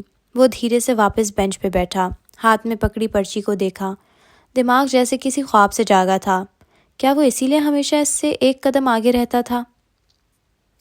2 دن بعد ویسٹ اینڈ پہ بہت سی اپارٹمنٹ بلڈنگز بنی تھیں۔ ان میں سے اپارٹمنٹ ماہر کا تھا۔ سامنے سڑک تھی اور پھر سبزہ زار شروع ہوتا جو ڈھلان کی شکل میں نیچے سمندر کے اس حصے جاتا جو اس شہر سے ٹکراتا تھا۔ سبزے اور سمندر کے درمیان ایک پتھریلی روش تھی۔ اس شام اس روش پہ وقفے وقفے سے لوگ گزرتے دکھائی دے رہے تھے۔ ایسے میں وہ جاگرز تلے گھاس رونتا ڈھلان سے نیچے اتر رہا تھا۔ دفعتاً اس کے قدم سست ہوئے۔ اس ڈوبتی شام کی روشنی میں وہ اسے یہاں سے دیکھ سکتا تھا۔ وہ سی وال پہ بیٹھی تھی، پانی اور خشکی کے دہانے پر پیر لٹکائے وہ حد نگاہ تک پھیلے پانی کو دیکھ رہی تھی۔ کھلے بال پیچھے کو اڑ رہے تھے۔ کیا کیف جمال ہمیں دیکھ رہا ہے؟ وہ اس کے ساتھ آ کے بیٹھا، جاگرز اسی کے انداز میں نیچے لٹکا لیے۔ معلوم نہیں، میں نے اس سے چھٹی دے دی تھی۔ مالا نے شانے اچکائے۔ اس کے جوتے، پرس اور ایک پانی کی بوتل منڈیر پہ اس کے ساتھ رکھی تھی۔ نگاہیں اس نارنجی گیند پہ جمی تھیں جو پانی سے ذرا اوپر تیر رہی تھی۔ تمہاری ٹانگ کیسی ہے؟ اس کے سوال پہ ماہر چونکا، پھر یاد آیا تو شانے اچکا دیے۔ ٹانگیں ٹوٹتی رہتی ہیں۔ پھر اپنے عقب میں اشارہ کیا۔ میں اس بلڈنگ میں رہتا ہوں، جیسے اس کو یہاں بلانے کی وجہ بتائی۔ مالا نے پلٹ کے دیکھا۔ ڈھلان سے اوپر چند عمارتوں کی چوٹیاں دکھائی دے رہی تھیں۔ یقیناً وہاں بنے اپارٹمنٹ کی کھڑکی سے دور تک پھیلا سمندر دکھائی دیتا ہوگا۔ میں شہر کے اس حصے میں رہنا افورڈ نہیں کر سکتی۔ میرے والد نے میرے لیے فرید ہولڈنگ نہیں چھوڑی تھی۔ میرے ابا سیلف میڈ آدمی تھے؟ میں نے کب کہا نہیں تھے؟ تمہیں امیر لوگ ناپسند ہیں؟ مجھے اپنے تمام مسئلے پیسے سے حل کرنے والے امیر لوگ ناپسند ہیں۔ ماہر نے سر کو اسبات میں خم دیا۔ یہ اس کا نیا قصور تھا، ذہن میں لکھ لیا۔ چند لمحے خاموشی سے گزرے۔ وہ دونوں اونچی منڈیر پہ بیٹھے تھے، دور بہت نیچے سمندری پانی اس دیوار سے ٹکرا کے واپس پلٹ رہا تھا۔ تم درست کہہ رہی تھی، میں ہلال کو تلاش نہیں کر رہا تھا، میں اپنی ساری توانائی سرکار کو ڈھونڈنے میں صرف کیے ہوئے تھا۔ لیکن میں بھی درست تھا جب میں نے کہا کہ تمہیں کیف جمال سے احتیاط کرنی چاہیے۔ وہ تمہیں کسی مصیبت میں ڈالنے کے لیے تمہارے قریب آیا ہے۔ وہ مجھے مصیبت میں ڈال چکا ہے، وہ بڑبڑائی تو وہ چونکا۔ وہ اب پانی کی بوتل کھول رہی تھی۔ میری وجہ سے کافی شاپ میں ایک عورت پھسل گئی۔ غلطی میری تھی، مجھے کوشن بورڈ رکھنا چاہیے تھا، لیکن اس بورڈ کو غائب کرنے میں بھی اسی کا ہاتھ تھا۔ اس نے جے پریت کو بھی اپنی ساتھ ملا لیا ہوگا، اسی لیے وہ مجھ پہ دباؤ ڈال رہی ہے۔ وہ اس عورت کے ساتھ معاملہ سیٹل کر کے اور مجھے پیسے دینے پڑیں گے۔ کتنے پیسے؟ وہ اپنی رو میں قدرے تلخی سے بتا رہی تھی جب ماہر فرید کے سوال پہ چونکی۔ پانی کی بوتل ہونٹوں سے لگاتے ٹھہری، چہرہ موڑ کے اسے دیکھا۔ سوچنا بھی مت۔ کیا؟ کہ تم وہ رقم ادا کر دو گے؟ اس نے تیزی سے بوتل نیچے کی، آنکھوں میں زمانے بھر کا غصہ اتر آیا تھا۔ میں صرف پوچھ رہا ہوں کہ کتنی رقم ہے۔ تم نے سنا نہیں میں نے ہر مسئلے پہ پیسہ پھینکنے والوں کے بارے میں کیا کہا تھا؟ تمہیں ماہر فرید کو ناپسند کرنے کے لیے وجہ نہیں چاہیے۔ اس نے شانے اچکا دیے۔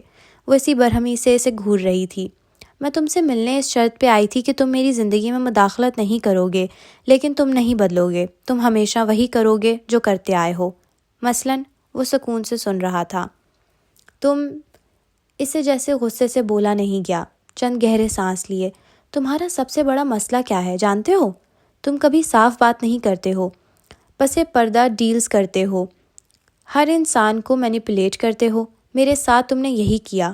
تم نے خود سے طے کر لیا کہ میں تمہارا اعتبار نہیں کروں گی، سو تم میری زندگی میں ایک فریب کے ساتھ شامل ہوئے تاکہ مجھے کنٹرول کرو۔ تم ایک کنٹرول فریک ہو اور تم ہمیشہ میری زندگی کو کنٹرول کرنے کی کوشش کرتے ہو، میرے لیے خود سے فیصلے لیتے ہو۔ واؤ، تم میرے اوپر مضمون لکھ سکتی ہو۔ تم اب تک اتنا نہیں سمجھے کہ مجھے اپنی پیٹھ پیچھے کسی کا کچھ کرنا پسند نہیں۔ مجھے صاف بات کرنا پسند ہے۔ اگر تم 1 سال پہلے میرے پاس آتے اور مجھے حقیقت بتاتے تو میں تمہارا اعتبار کرتی، ہم مل کے تمہاری بہن کو ڈھونڈتے اور شاید سرکار کو بھی، لیکن تم نے ایسا نہیں کیا۔ میں تمہیں پھر کہہ رہی ہوں، وہ اب کے دھیمی آواز میں کہہ رہی تھی، اگر تم چاہتے ہو کہ میں تمہاری مدد کروں تو تم میری زندگی، میرے مسئلوں اور میرے قرضوں سے دور رہو گے۔ تم کسی بھی طرح میرے معاملات کو کنٹرول کرنے کی کوشش نہیں کرو گے۔ میں اپنے مسائل حل کر سکتی ہوں۔ تمام۔ اس نے دونوں ہاتھ صلاح جو انداز میں اٹھائے۔ وہ اب گردن موڑ کے واپس سورج کو دیکھنے لگی۔ اس کے ماتھے کے بل برقرار تھے، جیسے اسے ماہر فرید پہ ڈھیروں غصہ آیا ہو۔ چند ثانیے یوں ہی خاموشی سے کٹ گئے۔ کیا اب تم مجھ پہ اعتبار کرتی ہو؟ وہ بغور اس کے چہرے کو دیکھ رہا تھا۔ میں کسی پہ اعتبار نہیں کرتی۔ وہ اب خفا نہیں تھی، بس سنجیدہ تھی، تھکی ہوئی بھی تھی۔ ہمیں وہ مدرسہ مل گیا تھا جہاں اس نے ہلال کو رکھا تھا، لیکن جب تک ہم وہاں گئے بہت دیر ہو چکی تھی۔ وہ ہلال کو وہاں سے لے گیا تھا۔ اس نے رک کے اپنی بات پہ زور دیا۔ زیاد جانتا ہے کہ وہ کہاں ہوگی۔ زیاد مجھے نہیں بتائے گا۔ اس نے پیر اوپر کر لیے اور گھٹنے سینے سے لگا کے تھوڑی ان پہ جما لی۔ وہ اب بھی سورج کو دیکھ رہی تھی۔ تم کیسے جانتی تھی کہ وہ کہاں ہے؟ میں نے اسے دیکھا تھا۔ وہ چونکا۔ وہ میوزک بجاتی تھی اور وہ مجھے سنائی دیتا تھا۔ میں نے وہ تمام اوقات لکھنا شروع کیے۔ نمبرز جھوٹ نہیں بولتے، وہ زیر لب بڑبڑایا۔ وہ لاہور کے فجر کے وقت سے مطابقت رکھتے تھے۔ اس نے سر جھٹکا۔ لیکن میں تنگ آ چکی تھی۔ میں ہلال کے میوزک سے تنگ آ چکی تھی۔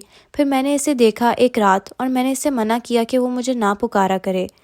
اس کے بعد سے میں نے اسے نہیں دیکھا۔ وہ بھاگ سکتی تھی لیکن وہ نہیں بھاگتی۔ وہ افق کو دیکھ رہی تھی اور وہ اسے۔ وہ تمہیں پکارتی تھی اور تم نے اسے منع کر دیا؟ اس کے حلق میں آنسوؤں کا گولا سا اٹکنے لگا۔ وہ مجھے نہیں پکارتی، وہ کسی اور کا انتظار کر رہی ہے۔ ماہر فرید کو لگا وہ اگلا سانس نہیں لے سکے گا۔ میں جانتا ہوں۔ اس نے چونک کے ماہر کو دیکھا۔ تم جانتے ہو وہ کس کا انتظار کر رہی ہے؟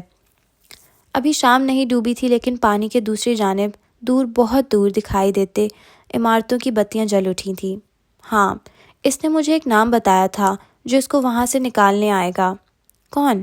مالا کو تعجب ہوا۔ دور آسمان پہ مدھم سب پورا چاند دکھائی دے رہا تھا۔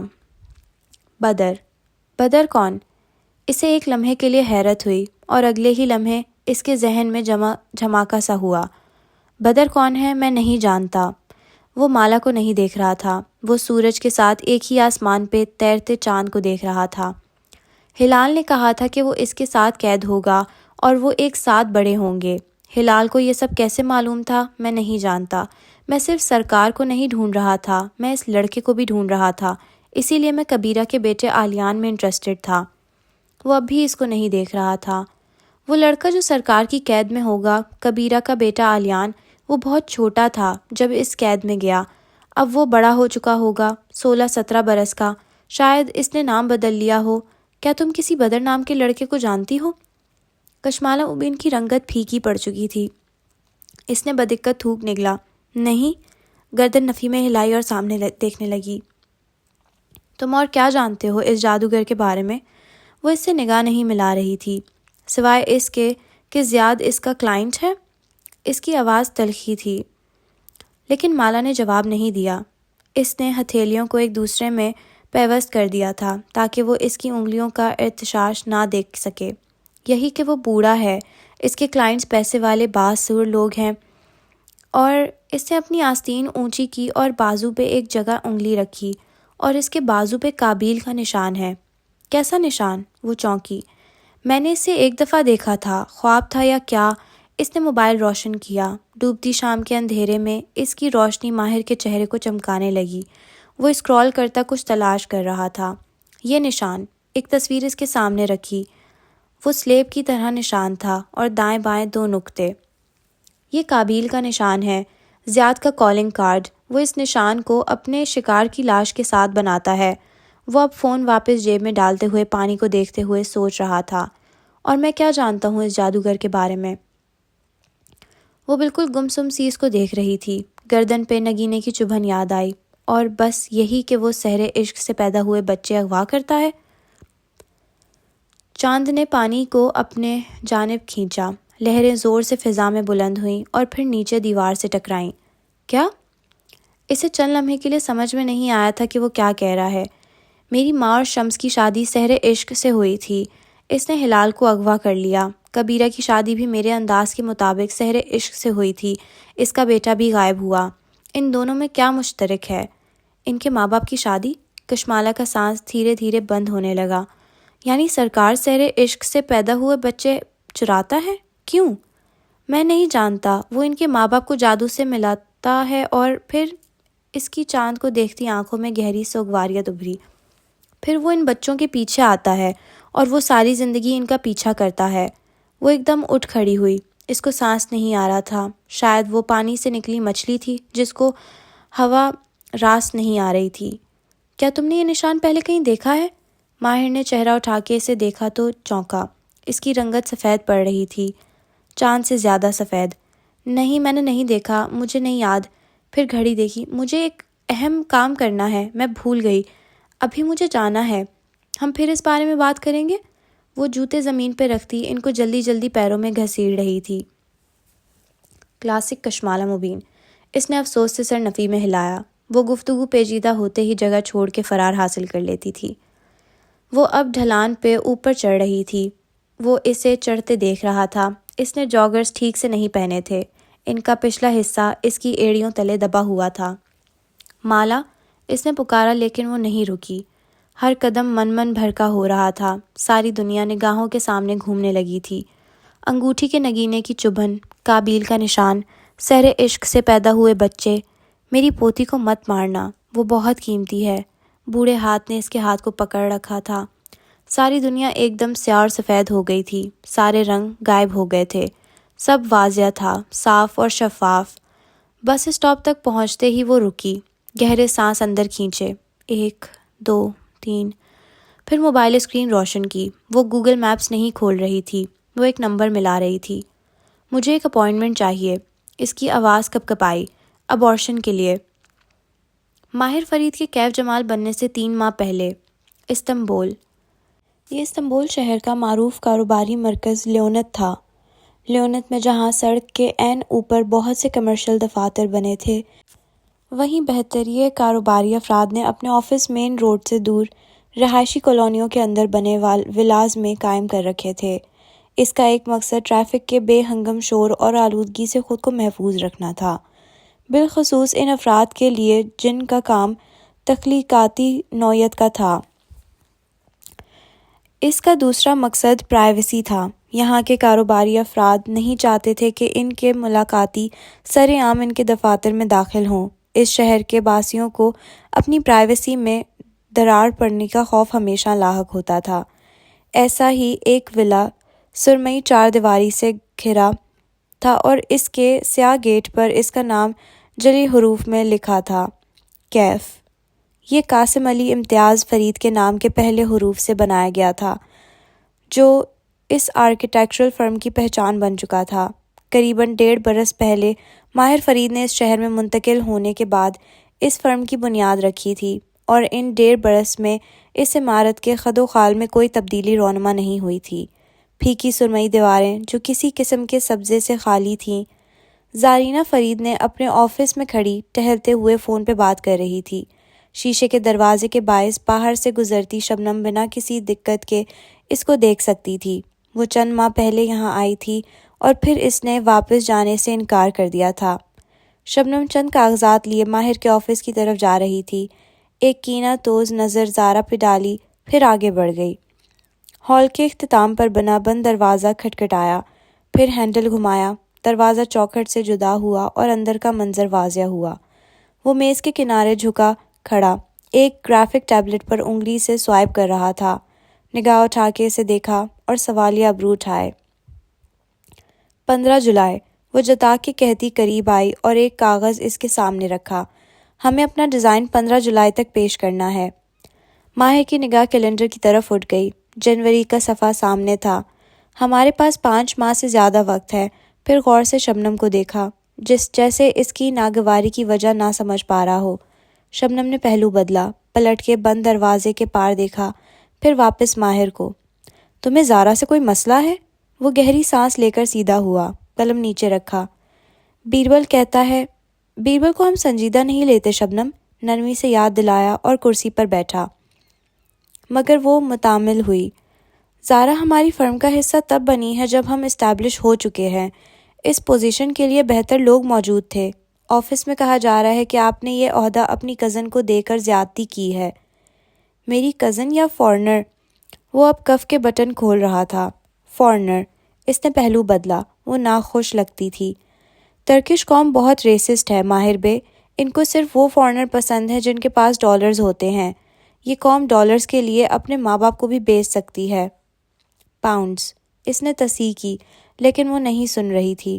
زارا جب سے آفس میں آئی ہے ہمارے آفس کے ماحول میں ڈرامہ بڑھ گیا ہے۔ زارا اپنے کام میں بہت اچھی ہے۔ وہ آستین کے کف پیچھے موڑ رہا تھا۔ وہ آپ کے بارے میں بہت پوزیسو ہے۔ آپ سے ملنے آنے والی ہر خاتون انویسٹر کی وہ تحقیق کرتی ہے، شبنم خفگی سے کہہ رہی تھی۔ اور اگر میں اس کو انفارمیشن نہ دوں تو وہ مجھے دھمکیاں دیتی ہے۔ ماہر نے گہری سانس لی اور پیچھے کو ہو کے بیٹھا۔ زارا کو ہمیشہ سے انسانوں کے بارے میں جاننے کا تجسس ہوتا تھا۔ ہمیں فرید ہولڈنگ میں جب بھی کسی کے بارے میں کوئی معلومات چاہیے ہوتی تھی، ہم زارا کو کال کرتے تھے۔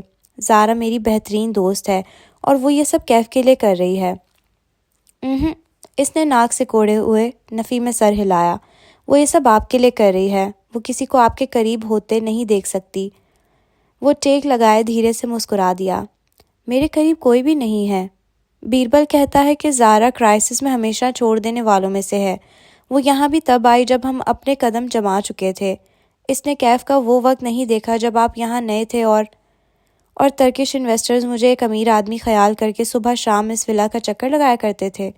وہ یاد کرتے ہوئے مسکرایا۔ اب کی بار شبنم بھی دھیرے سے مسکرائی۔ اور وہ آپ کی اجازت کے بغیر اوپر اسٹڈی میں چلے جایا کرتے تھے، آپ کے سگارز اور گھڑیاں چرا لیتے تھے۔ وہ تو جب ہم نے یہ باتیں مشہور کیں کہ آپ نفسیاتی مریض رہ چکے ہیں تو ایسے لوگوں سے جان چھٹی، ورنہ آپ کو یہاں اسٹیبلش نہ ہونے دیتے۔ اس نے اداس مسکراہٹ کے ساتھ سر جھٹکا۔ میں اپنی قوم سے واقف ہوں ماہر بے۔ ہم فطرتاً سست اور وعدہ خلاف ہیں، محنت سے بھاگتے ہیں اور ڈالرز کی پوجا کرتے ہیں۔ یہاں لندن کی نسبت تعلیم بہت کم ہے، اس لیے لوگوں میں بنیادی ورک ایتھکس نہیں ہے۔ پھر بھی وہ آگے کو جھکی اور اس کی آنکھوں میں دیکھا۔ اس عہدے کے لیے زارا سے بہتر کوئی ترکش شخص ہو سکتا تھا۔ وہ کیف کے لیے یہاں نہیں آئی، وہ آپ کے قریب ہونے کے لیے یہاں آئی ہے۔ اور میرے قریب کوئی بھی نہیں ہے۔ وہ ہاتھ باہم ملائے، ٹیک لگائے اسی انداز میں مسکرایا۔ شبنم نے گہری سانس لی، پھر افسوس سے سر جھٹکا۔ ماہر بے کو سچ سننا پسند تھا۔ اس آفس میں سچ بولنے پہ پابندی نہیں تھی۔ وہ سائیکوپیتھ ود ڈالرز مشہور تھا اور اسے کچھ بھی سننے سے ڈر نہیں لگتا تھا، لیکن زارا پہ اس کا بھروسہ کرنا شبنم کو ایسے ہی بے چین کر دیتا تھا۔ آپ کی زندگی میں واقعی کوئی نہیں ہے؟ شبنم نے اینک کے پیچھے سے مشکوک انداز میں آنکھیں چھوٹی کی۔ ماہر نے شانے اچکا دیے۔ شبنم انہی نگاہوں سے اسے دیکھے گئی جیسے فیصلہ نہ کر پا رہی ہو کہ وہ واقعی تنہا تھا یا اس کو بتا نہیں رہا تھا کہ کہیں وہ زارا کو نہ بتا دے۔ پھر وہ پلٹنے لگی جب اچانک یاد آیا۔ ماتھے پر ہاتھ مارا۔ آپ کے آفیشیل ای میل پر ہر ہفتے فرید ہولڈنگ کے اسٹاف کی ای میلز آتی ہیں۔ جانتا ہوں، کوئی نئی بات نہیں ہے۔ ماہر فرید نے ناک سے مکھی اڑائی۔ وہ جب سے لندن چھوڑ کے آیا تھا، اس کا پرانا اسٹاف اس کو اکثر میلز لکھتا تھا۔ فرید ہولڈنگ کے اکاؤنٹس درست نہیں جا رہے، کوئی شخص غبن کر رہا ہے۔ وہ ڈھکے چھپے الفاظ میں مالک فرید کی طرف اشارہ کرتے تھے۔ وہ چاہتے تھے کہ ان کا اصل باس واپس آ جائے۔ آپ کو یقین ہے نا کہ آپ کے انکل آپ کے ساتھ کسی قسم کا دھوکہ نہیں کر رہے؟ ماہر نے ایک سخت نگاہ اس پہ ڈالی۔ مالک بہت کچھ ہو سکتا ہے، بد دیانت نہیں۔ یہ لوگ موقع پرست ہیں، خوش آمدی درباریوں کی طرح، جو کسی ملک بدر ہوئے حکمران کو واپس آنے کی ترغیب صرف اس لیے دیتے ہیں تاکہ وہ موجودہ حکمران کا تختہ الٹ سکے اور وہ تماشا دیکھ سکیں۔ یقیناً مالک ان سے محنت کرواتا ہے، اسی لیے وہ اس کو پسند نہیں کرتے۔ اب میں کام کر لوں؟ شور۔ اور ہاں، ایک لڑکی نے مجھے کئی دفعہ آپ کے لیے ای میل لکھی ہے، کیف کی ویب سائٹ پہ دیے گئے ایڈریس پہ۔ وہ فون اسکرین پر بٹن دبانے لگی۔ وہ آپ سے ملنا چاہتی ہے۔ ایک نئی انویسٹر؟ وہ قدرے اکتا کے کہتے ہوئے سامنے رکھی اسکرین پہ جھکا۔ شاید کوئی ٹین ایجر، عجیب سا نک نیم ہے اس کا۔ شبنم پڑھ کے سنانے لگی۔ I died on my birthday۔ وہ چند لمحے کیز دباتا رہا، نگاہیں اسکرین پہ مرکوز رہیں۔ ذہن نے دھیرے دھیرے اس کو جذب کیا اور پھر ایک دم اس نے سر اٹھایا۔ ساری دنیا جیسے برف کے تہوں میں دب گئی ہو۔ اب ہر طرف سفید سا سناٹا تھا۔ لاہور۔ اس وقت جب ماہر فرید اس گمنام ای میل کو جذب کر رہا تھا، لاہور کے ایک بنگلے میں مہندی کا فنکشن جاری تھا۔ لان کو گیندے کے پھولوں اور جگمگاتی بتیوں سے آراستہ کیا گیا تھا۔ اسٹیج پر ایک گوٹے کناری سے سجا بورڈ آویزاں تھا جس پر سہیل کی مہندی درج تھا۔ گھاس پر فرشی نشتیں بچھی تھیں، زرد مخمل کے گاؤ تکیے، گلابی اور نارنجی کشن، گانوں کی آوازیں، مہندی کی خوشبو، ایک طرف سجی بفے ٹیبلز جن سے حلوہ پوری اور باربیکیو کی مہک اٹھ رہی تھی۔ کھانا بھی کھلا نہیں تھا، سو وہ جگہ ویران تھی۔ مہمان لان میں بیٹھے تھے، لڑکے لڑکیاں نیچے زرد چادر پر، اور بڑی عمر کی خواتین جو اٹھتے بیٹھتے گھٹنوں پر ہاتھ رکھتی تھیں اوپر صوفوں پر براجمان تھیں۔ ایک جانب مہندی والی لڑکی کون ہاتھ میں پکڑے باری باری لڑکیوں کے ہاتھوں پر نقش و نگار بنا رہی تھی۔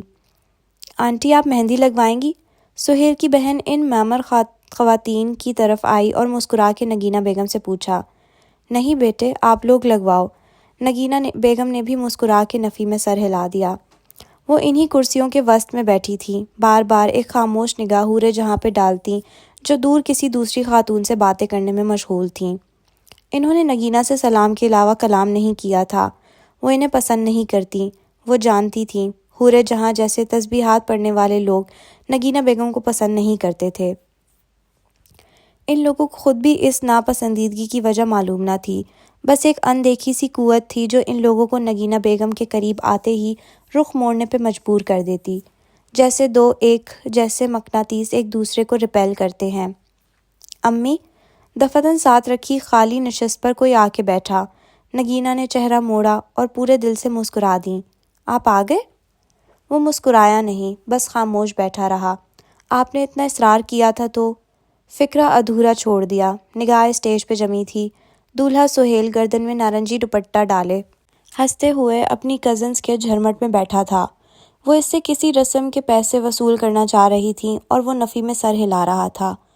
زیاد سلطان کی نظر اس کی دلہن کی طرف اٹھی۔ نارنجی اور گلابی دوپٹہ سر پہ جمائے وہ پیاری سی لڑکی تھی۔ اس کے بال سیاہ تھے اور ہاف بندھے تھے، لیکن آنکھوں میں کانچ کے جیسے لینس لگے تھے۔ بیچاری، اس کو نہیں معلوم تھا کہ سیاہ آنکھوں سے زیادہ حسین کچھ نہیں ہوتا، اور اگر وہ بال اوپر اونچی پونی کی صورت باندھتی تو شاید زیاد نے سر جھٹکا۔ ہر چہرے میں اس کا عکس تلاشنا چھوڑ دو بیٹے، 1.5 سال سے زیادہ ہو گیا ہے۔ انہوں نے اس کے قریب سرگوشی کی۔ کس کا عکس؟ سہیل کی بہن جو گھوم کے پیچھے سے آ رہی تھی ایک دم چہک کے بولی تو وہ دونوں چونکے۔ گردن موڑ کے دیکھا، زیاد سلطان کی رنگت پھیکی ہوئی، البتہ نگینہ بیگم عمر کے اس حصے میں تھیں جہاں خاندان والوں کی ہر بات کا جواب دینا انہیں آتا تھا۔ زیاد کی منگیتر کی بات کر رہی ہوں، اس کی ڈیتھ ہو گئی تھی نا، آپ کو نہیں معلوم؟ اوہ سوری، وہ شرمندہ ہوئی، آگے ہو کے ایک نارنجی دوپٹہ زیاد کو تھمایا اور جلدی سے آگے بڑھ گئی۔ زیاد نے شکایتی نظروں سے انہیں دیکھا۔ یہ آپ نے خاندان میں کیا مشہور کر دیا ہے کہ میری منگنی ہو گئی تھی لیکن پھر منگیتر مر گئی تھی؟ وہ قدرے خفا ہوا۔ یہ مجھ سے پہلے کبینہ نے مشہور کیا ہے، اس نے اپنے جادوگروں سے آپ کے بارے میں معلوم کروایا تھا، وہ تلخی سے کہہ رہی تھیں۔ جنات کی رپورٹس کچی پکی ہوتی ہیں، اس کو یہی رپورٹ ملی کہ انگلینڈ کی کسی لڑکی میں آپ دلچسپی رکھتے تھے اور وہ مر گئی۔ ہم نے صرف اس کو رسمی شکل دی ہے، اب کہ ان کی آواز مزید دھیمی ہو گئی تھی۔ ایک تو کبیرہ، اس نے بیزاری سے سر جھٹکا، جب آپ شادی کا سوچو گے تو سب کے منہ خود بخود بند ہو جائیں گے۔ نگینہ بیگم ٹھہر گئیں، گردن ترچھی کر کے کچھ دیکھا، بلکہ کسی کو دیکھا۔ وہ جو میرون لباس والی لڑکی ہے نا، مجھے وہ آپ کے لیے پسند ہے۔ زیاد سلطان کی نگاہ بے اختیار اس طرف اٹھی۔ اس وقت اس کی پشت اس طرف تھی۔ چوڑی دار آستین والے میرون کامدار لباس والی لڑکی، کلائیوں میں گجرا پہنے، ایک لڑکی کا ہاتھ تھامے اسے اندر لے کر جا رہی تھی۔ دوسری لڑکی جس کے چھوٹے بال تھے چہرے سے خفا دکھائی دے رہی تھی۔ وہ بے اختیار گردن موڑ کے اسے دیکھنے لگا، نگاہ اس کے پیروں پہ جا رکی۔ وہ نازک میرون ہیلز میں مقید تھے، اب وہ پیر زینے چڑھ رہے تھے۔ پھر وہ برآمدے تک پہنچے اور اگلے ہی لمحے دروازہ کھول کے اندر غائب۔ آپ نے کہا تھا کہ آپ اپنی پرانی زندگی چھوڑنا چاہتے ہو، آپ پیشے کو ترک کرنا چاہتے ہو۔ وہ بند ہوتے دروازے کو دیکھ رہا تھا جو ابھی تک جھول رہا تھا، اور وہ اس کے کان میں کہہ رہی تھیں، ان 1.5 پونے 2 برسوں میں آپ نے کوئی نئی جاب نہیں کی، بس پرانی جابز مکمل کی ہیں۔ اس پیشے میں قتل کو جاب اور جس کا قتل کرنا ہو اس کو مارکس کہا جاتا ہے۔ اگر واقعی اس دلدل سے نکلنا چاہتے ہیں تو آپ ایک اچھی لڑکی چاہیے، وہ آپ کی اصلاح کرے گی، آپ کا ہاتھ تھام کے بہت محبت سے آپ کو اس سب سے نکال لے گی، پھر آپ بھی نارمل زندگی گزار سکو گے۔ جھولتا دروازہ اب دھیرے دھیرے ساکت ہو رہا تھا۔ یہ وہ لڑکی ہے جس کے لیے سب کچھ چھوڑا جا سکتا ہے۔ ان کی سرگوشی زیاد کے کان میں کسی نغمے کی طرح گونجی۔ وہ کچھ کہہ نہ سکا، کوئی ٹرانس سا تھا، دھیرے سے اٹھا اور اس دروازے کی جانب بڑھ گیا جس کے پار وہ گم ہوئی تھی۔ گھر کا اندرونی حصہ بھی بتیوں اور گیندوں کے پھولوں سے سجایا گیا تھا۔ وہ دونوں لابی میں لگے آئینے کے سامنے کھڑی تھیں۔ میرون لباس والی مالا سینے پر بازو لپیٹے افسوس سے ماہی کو دیکھ رہی تھی جو آنکھوں میں آنسو لیے اپنے عکس پہ نظریں جمائے ہوئے تھی۔ اتنی کیا قیامت آ گئی ہے ماہی؟ وہ جیسے تھک چکی تھی۔ کمبخت پارلر والی قیامت ہی تو لے آئی ہے، سارے بال خراب کر دیے میرے۔ وہ شدید خفا تھی۔ مالا اس کے پیچھے آ کھڑی ہوئی، وہ اس سے قدرے دراز قد تھی، دونوں ہاتھ اس کے کندھوں پر رکھے اور آئینے میں ماہی کے عکس کو دیکھا۔ ماہی کے بال بہت چھوٹے کٹے تھے، اس کے بال مختلف تھے، لمبے ڈھیلے مصنوعی کرلز ڈالے، ایک کندھے پر سامنے کو پڑے تھے۔ کانوں میں بڑے بڑے سلور کے جھمکے ان کو مزید دلکش بنا رہے تھے۔ 3 گہرے سانس لو، شاباش۔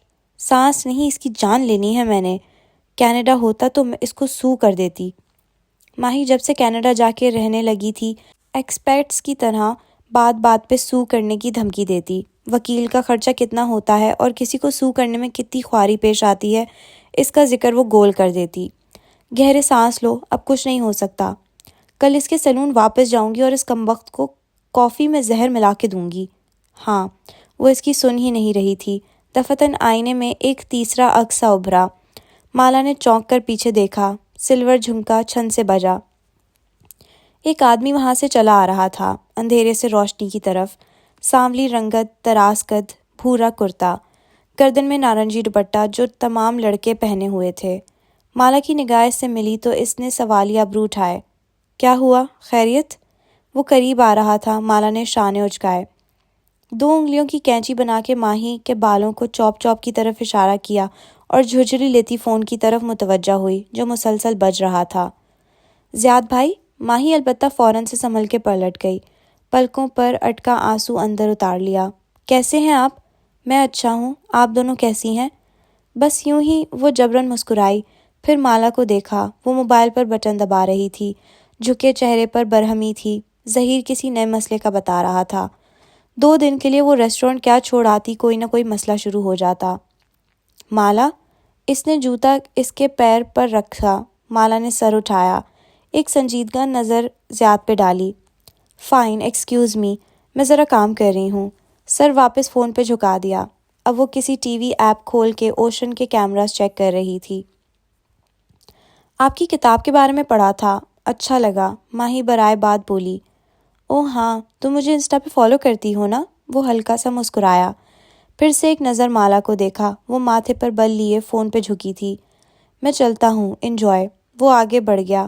ماہی نے اسے راہداری میں مڑتے دیکھا، اور جب وہ نگاہ سے اوجھل ہو گیا تو مالا کی طرف پلٹی۔ یہ ہمارا کزن ہے، سیکنڈ کزن صحیح، لیکن تم اتنی روڈ کیوں ہو رہی تھی؟ مالا نے سبز آنکھیں اٹھا کے سنجیدگی سے اسے دیکھا۔ میں کام کر رہی ہوں۔ پھر گہری سانس لے کر فون نیچے کیا، اور مجھے اس سے اچھے وائب نہیں آئی تھی۔ مطلب؟ ماہی الجھی۔ اس نے جواب نہیں دیا، آنکھیں بند کر کے ناک سے سانس اندر کھینچا، جیسے کچھ سونگھا ہو، جیسے فضا میں کچے گوشت کی مہک ہو۔ ہر ایک انسان کی ایک وائب ہوتی ہے، ایک انرجی، اور اس کی وائب میں کچھ ایول سا تھا۔ اب چلو، ماں ناراض ہوں گی، پہلے ہی تم نے اتنا وقت سیلون میں لگا دیا۔ وہ اب خفا ہو رہی تھی۔ ماہی کے سیلون کے ذکر پہ اپنا غم پھر سے یاد آ گیا۔ وہ دونوں آگے بڑھ گئیں۔ راہداری کے دہانے پہ ستون کی آڑ میں کھڑا زیاد سلطان جہاں تھا وہیں رہ گیا، ساکت، جامد۔ استنبول۔ فرید لار نامی اپارٹمنٹ کے لیونگ روم کے سیاہ پردے برابر تھے۔ وہ بے چین سا دائیں بائیں چکر کاٹ رہا تھا۔ سیاہ پینٹ پہ ہم رنگ ہائی نیک پہنے، آستین پیچھے کو موڑے، وہ بار بار بالوں میں ہاتھ پھیرتا۔ دفعتاً ڈور بیل بجی۔ ایک لمحے کے لیے وہ بے یقینی سے کھڑا رہ گیا۔ کیا یہ سچ تھا؟ اگلے ہی لمحے وہ تیز تیر کی طرح دروازے کی طرف لپکا۔ مجھے مرنے سے ڈر نہیں لگتا۔ وہ اس کے سامنے کھڑی تھی، نم آنکھوں سے مسکراتی، اونچی پونی اور سیاہ آنکھوں والی سبرینا۔ بے یقینی سے بے یقینی تھی۔ یہ وہ نہیں ہو سکتی تھی، یہ وہی تھی۔ لاہور۔ سلطان منزل ہمیشہ کی طرح اندھیروں میں ڈوبی تھی، اور اس کی فضا بوجھل اور نور سے خالی تھی۔ نگینہ بیگم اپنے تخت پر بیٹھی دوا کی شیشے سے گولیاں نکال رہی تھیں۔ سامنے کھڑکی کے ساتھ آرم چیئر پر زیاد سلطان بیٹھا تھا۔ وہ خاموش تھا، گمسم، نگاہیں بند پردوں پہ جمی تھیں، اور ان پردوں پہ جیسے ایک فلم سی چل رہی تھی۔ مہندی کا فنکشن، رنگوں اور کمکوں سے سجا لان، اور اس میں موجود ہر مہمان سے ممتاز وہ میرون لباس والی لڑکی۔ وہ کبھی چند لوگوں کے جھرمٹ پہ کھڑی دکھائی دیتی تھی، کبھی وہ کرسیوں کے دائرے میں بیٹھی مسکرا کے کسی سے سوال کا جواب دے رہی ہوتی۔ اس کے ارد گرد لڑکیوں کا جمگٹا لگا تھا۔ اس کی گردن اٹھی ہوئی اور چال پر اعتماد تھی۔ وہ سکون سے سب کے سوالات کے جواب دے رہی تھی۔ وہ چند لمحوں میں ہی جان گیا تھا کہ وہ اس خاندان میں ایک سیلیبریٹی تھی، کیونکہ وہ سب سے کامیاب لڑکی تھی۔ وہ اپنا ریسٹورانٹ چلا رہی تھی۔ کچھ لوگ کہہ رہے تھے کہ وہ وہاں نوکری کرتی ہے، البتہ اکثریت کا خیال تھا کہ ریسٹورانٹ اس کا اپنا ہی ہے، بس نظر لگنے کے ڈر سے حوریں جہاں اصل بات بتاتی نہیں ہیں۔ زیاد سلطان کی نگاہیں اس کے تعاقب میں تھیں۔ وہ جہاں بیٹھتی محفل لگ جاتی۔ خاندان کے لڑکے بالخصوص بار بار اس کے پاس آتے، یہ پوچھنے کہ وہ کیسے کامیاب ہوں گے۔ کوئی بزنس میں ترقی کرنا چاہتا تھا، کوئی انٹرپرینیور بننا چاہتا تھا، کوئی سوشل میڈیا سے پیسے کمانا چاہتا تھا۔ وہ ان سب کے لیے ایک رول ماڈل تھی۔ کیا سوچ رہے ہو؟ وہ چونکا۔ پردوں پہ بنا رنگین چمکتا دمکتا عکس غائب ہو گیا۔ وہ سلطان منزل کے اندھیروں میں لوٹ آیا۔ سرکار۔ دھیرے سے جگہ سے اٹھا اور ان کے قدموں میں آ کے بیٹھ گیا، پھر ان کا ہاتھ دونوں ہاتھوں میں تھاما، اس کو آنکھوں سے لگایا۔ سرکار، مجھے معاف کر دیں۔ اس کی آنکھیں بھیگی ہوئی تھیں۔ کس چیز کے لیے؟ ہم سے دور بھاگنے کے لیے، یا سبرینا کی موت پہ ہمیں الزام دینے کے لیے؟ ہر چیز کے لیے۔ آپ اپنے اصل سے بھاگ رہے تھے زیاد۔ انہوں نے تلخی سے مسکرا کے سر جھٹکا۔ ہر شخص ایک کام کے لیے بنا ہے، آپ کو وہی کرنا ہے جس کے لیے آپ بنے ہو۔ وہ مجھے کبھی پسند نہیں کرے گی۔ اس کی بھیگی نگاہیں جھک گئیں۔ وہ خوبصورت ہے، مغرور ہے اور مجھے برا سمجھتی ہے۔ سبرینا کا چہن ذہن سے محو ہونے لگا تھا اور اس کی جگہ اس میرون لباس اور سلور جھمکوں والی لڑکی کا چہرہ نقش ہو رہا تھا۔ کوئی جیسے الٹی چھری سے اس کے دل میں اس کو نقش کر رہا تھا۔ ہر لکیر کے ساتھ دل سے خون بھی رستا تھا۔ ناپسندیدگی کو پسند میں بدلنا سرکار کے لیے مشکل ہے کیا؟ زیاد نے بھیگی آنکھیں اٹھا کے انہیں دیکھا۔ وہ مسکرا رہی تھی۔ آپ ایسا کر سکتی ہیں؟ ہمارے لیے سب ممکن ہے، لیکن سحر عشق کی قیمت آپ جانتے ہو۔ زیاد سلطان نے بہت سا تھوک نکلا۔ چند لمحے اس نیم اندھیر لاؤنج میں خاموشی سے سرک گئے۔ آپ کو اپنا پہلا بچہ مجھے دینا ہوگا۔ آپ جو کہیں گی میں کروں گا۔ اس کی آواز کپکپائی تھی۔ میں آپ کی اس سے شادی کروا دوں گی زیاد، لیکن اس عمل کے مکمل ہونے تک ہمارا حکم مانو گے اور کسی جاب سے انکار نہیں کرو گے۔ وہ قطعیت اور تحکم سے کہہ رہی تھیں۔ زیاد نے سر ہلا دیا۔ اس کام میں سب سے بڑی رکاوٹ اس کی ماں ہے۔ ہم عمل اس کی ماں سے شروع کریں گے۔ وہ بہت کڑواہٹ سے کہہ رہی تھیں۔ عمل میں چند ماہ لگیں گے۔ آج کی ملاقات وہ بھول جائے گی جیسے وہ ہوئی ہی نہیں۔ جیسے آپ کہیں۔ اس نے ان کا ہاتھ چوما، پھر وہاں سے اٹھ کھڑا ہوا۔ اس کا کیا بنا؟ اسے یاد آیا ماہر فرید کا۔ نگینہ بیگم کے چہرے پر بہت سے رنگ آ کے گزرے۔ اس کا وقت بھی آئے گا، ابھی ہم اس کو چھیڑنا نہیں چاہتے۔ ایک نگاہ اپنی دواؤں پہ ڈالی۔ زیاد شب بخیر کہہ کے آگے بڑھ گیا۔ اب آپ وہی کرو گے جو ہم کہیں گے، انہوں نے پیچھے سے یاد دلایا۔ اس نے اس بات میں سر ہلایا۔ نہیں سرکار، ایسا کچھ نہیں ہوگا۔ کمرے کا دروازہ بند کرتے ہوئے وہ سوچ رہا تھا۔ میں کوئی بچہ اس دنیا میں ہی نہیں لاؤں گا جسے آپ چھین لیں۔ میں صرف کشمالہ مبین کو حاصل کروں گا، پھر ہم یہاں سے دور چلے جائیں گے، کسی پاک صاف شہر میں جہاں ہم اپنی دنیا آباد کریں گے، آپ سے دور، ان جاب سے دور، ایک نئی صاف ستھری زندگی۔ اس نے آج خاندان کی سب سے کامیاب، سب سے خوبصورت لڑکی دیکھی تھی۔ وہ اس کے ساتھ ایک نارمل زندگی گزارنے کا پلان ترتیب دے چکا تھا۔ مکہ، وہ مکہ جا کے رہے گا، دنیا کے سب سے مقدس شہر میں۔ اسے اپنی ماں کی ضرورت صرف اپنا کام ہونے تک تھی، پھر وہ اس کو روک نہیں سکیں گی۔ انہوں نے سبرینا کو اس سے چھینا تھا۔ وہ کشمالہ کو کچھ نہیں ہونے دے گا۔ وہ ایک اچھا شوہر بنے گا۔ وہ اس کی اصلاح کرے گی، اس کو اچھے راستے پر لے کر آئے گی۔ وہ اس کا ساتھ دے گی۔ وہ اس کے دل پہ لگے سبرینا نامی زخم کو مندمل کرے گی۔ اتنے عرصے بعد وہ پہلی دفعہ پر امید ہوا تھا۔ وہ بالآخر اس کے ساتھ خوش رہے گا کیونکہ کشمالہ مبین اس کو ہیل کرے گی۔ استنبول، فضا میں گلاب اور عود کی خوشبو تھی۔ اس کا منبع آتش دان پر رکھی موم بتی کا جار تھا جو آدھی مایا بن چکی تھی۔ اس کی پگھلی موم نے بہت غور سے وہ کہانی سنی تھی جو سبرینا اسے سنا رہی تھی۔ وہ دونوں آتش دان کے ساتھ رکھے سیاہ ونگ چیئرز پر بیٹھے تھے۔ اس کا کافی مگ انچھوا رکھا تھا جبکہ سبرینا کا مگ اس کے ہاتھ میں تھا۔ وہ چھوٹے چھوٹے گھونٹ بھر رہی تھی۔ مالک ہمیشہ میرے ساتھ یہی کرتا ہے، وہ دبے دبے غصے سے کہہ رہا تھا۔ اس نے مجھے کیوں کچھ نہیں بتایا؟ مالک صاحب نے جو کیا میری حفاظت کے لیے کیا۔ انہوں نے میری مدد کی تھی، مجھے پروٹیکٹ پرسنز میں ڈلوایا، پھر میری فیملی کو وہاں شفٹ کروایا۔ لیکن سبرینا نے گہری سانس لی۔ جیسے جیسے کوئی کیس ٹھنڈا پڑ جاتا ہے، حکومت اپنے پروٹیکٹڈ پرسنز کی طرف سے بے نیاز ہو جاتی ہے، مہنگائی بڑھتی جاتی ہے اور ہمارے وظیفے گھٹتے جاتے ہیں۔ پروٹیکشن پروگرام میں ہزاروں گواہ پناہ لیے ہوئے ہوتے ہیں، حکومت کس کس کا خیال کرے؟ ایسے میں مالک فرید تھے جو 2 برس سے میرے ساتھ تھے۔ انہوں نے مجھے کینیڈا میں اچھی جاب دلوا کے دی، ہر مالی مسئلے کو حل کیا۔ واٹ ایور، اس نے ناگواری سے سر جھٹکا۔ وہ ہمیشہ سچ چھپا لیتا ہے۔ انہوں نے مجھے کبھی منع نہیں کیا کہ میں تم سے حقیقت چھپاؤں۔ انہوں نے بس اتنا کہا تھا کہ جب تک مجھے مرنے سے ڈر لگتا ہے میں تمہیں حقیقت نہ بتاؤں۔ اور اب؟ وہ اداسی سے مسکرائی۔ اب مجھے مرنے سے ڈر نہیں لگتا۔ وہ بھی زخمی سا مسکرا دیا۔ میں ایک اسکول ٹیچر ہوں، چھوٹے بچوں کو پڑھاتی ہوں۔ ہم اسکول ٹرپ کے ساتھ استنبول آئے تھے۔ میں تم سے ملنا چاہتی تھی۔ مجھے خوشی ہے کہ تم نے اس ای میل سے مجھے پہچان لیا۔ وہ بھیگی آنکھوں سے مسکرائی۔ وہ ویسی ہی تھی، تر و تازہ، شفاف، سادہ۔ تم یہاں آ جاؤ، میرے پاس کام کرو۔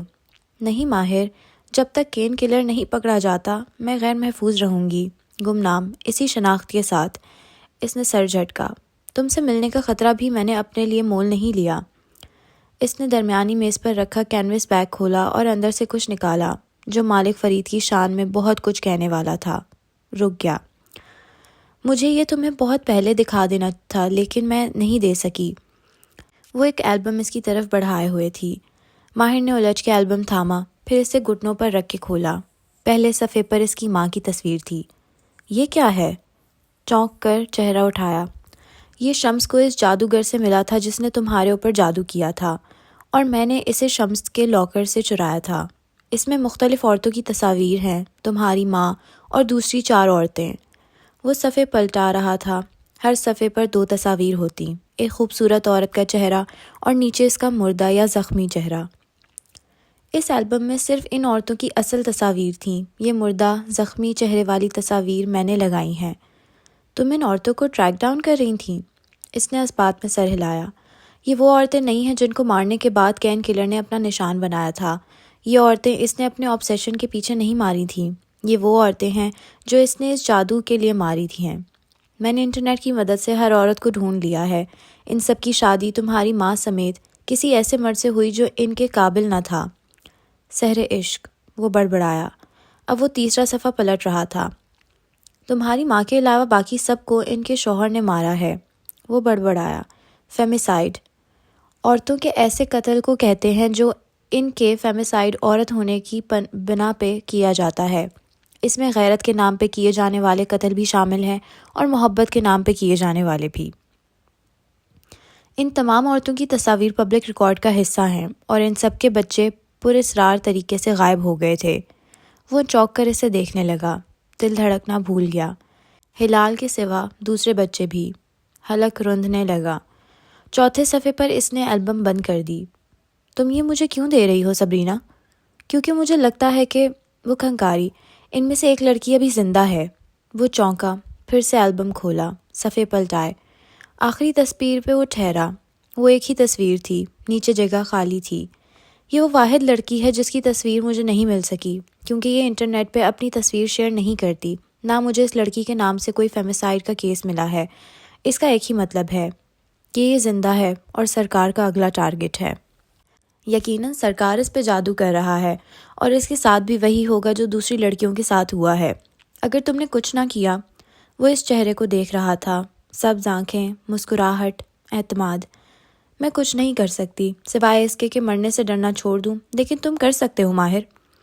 اس نے تصویر البم سے نکالی اور اسے اوپر لے گیا۔ اب وہ مکمل روشنی میں تھی۔ اس کے پیچھے کچھ ہاتھ سے لکھا تھا، تم اس لڑکی کو بچا سکتے ہو، اس کو ڈھونڈ کے اس کے پاس جا سکتے ہو، اس کو ساری حقیقت بتا سکتے ہو۔ ماہر نے تصویر پلٹائی۔ وہ میرا یقین نہیں کرے گی۔ ماہر فرید کا کوئی یقین نہیں کرتا۔ تصویر کی پشت پر چند الفاظ درج تھے، حور جہاں کی بیٹی کشمالہ۔ اس کی ساری دنیا ایک دم تھم سی گئی، ذہن میں جھماکا سا ہوا۔ آصف نے مجھے بتایا تھا کہ حور جہاں کی بیٹی سرکار کو جانتی ہے۔ آصف کون؟ کوئی نہیں۔ وہ سر جھکائے تصویر کو واپس البم میں لگانے لگا۔ اگر سحر عشق سے پیدا ہونے والے بچے غائب ہو رہے ہیں تو سرکار ان بچوں کو قتل نہیں کر رہا، وہ ان کو کسی مقصد میں استعمال کر رہا ہے، یعنی ہلال زندہ ہے۔ اس نے البم بند کر کے ایک طرف رکھا۔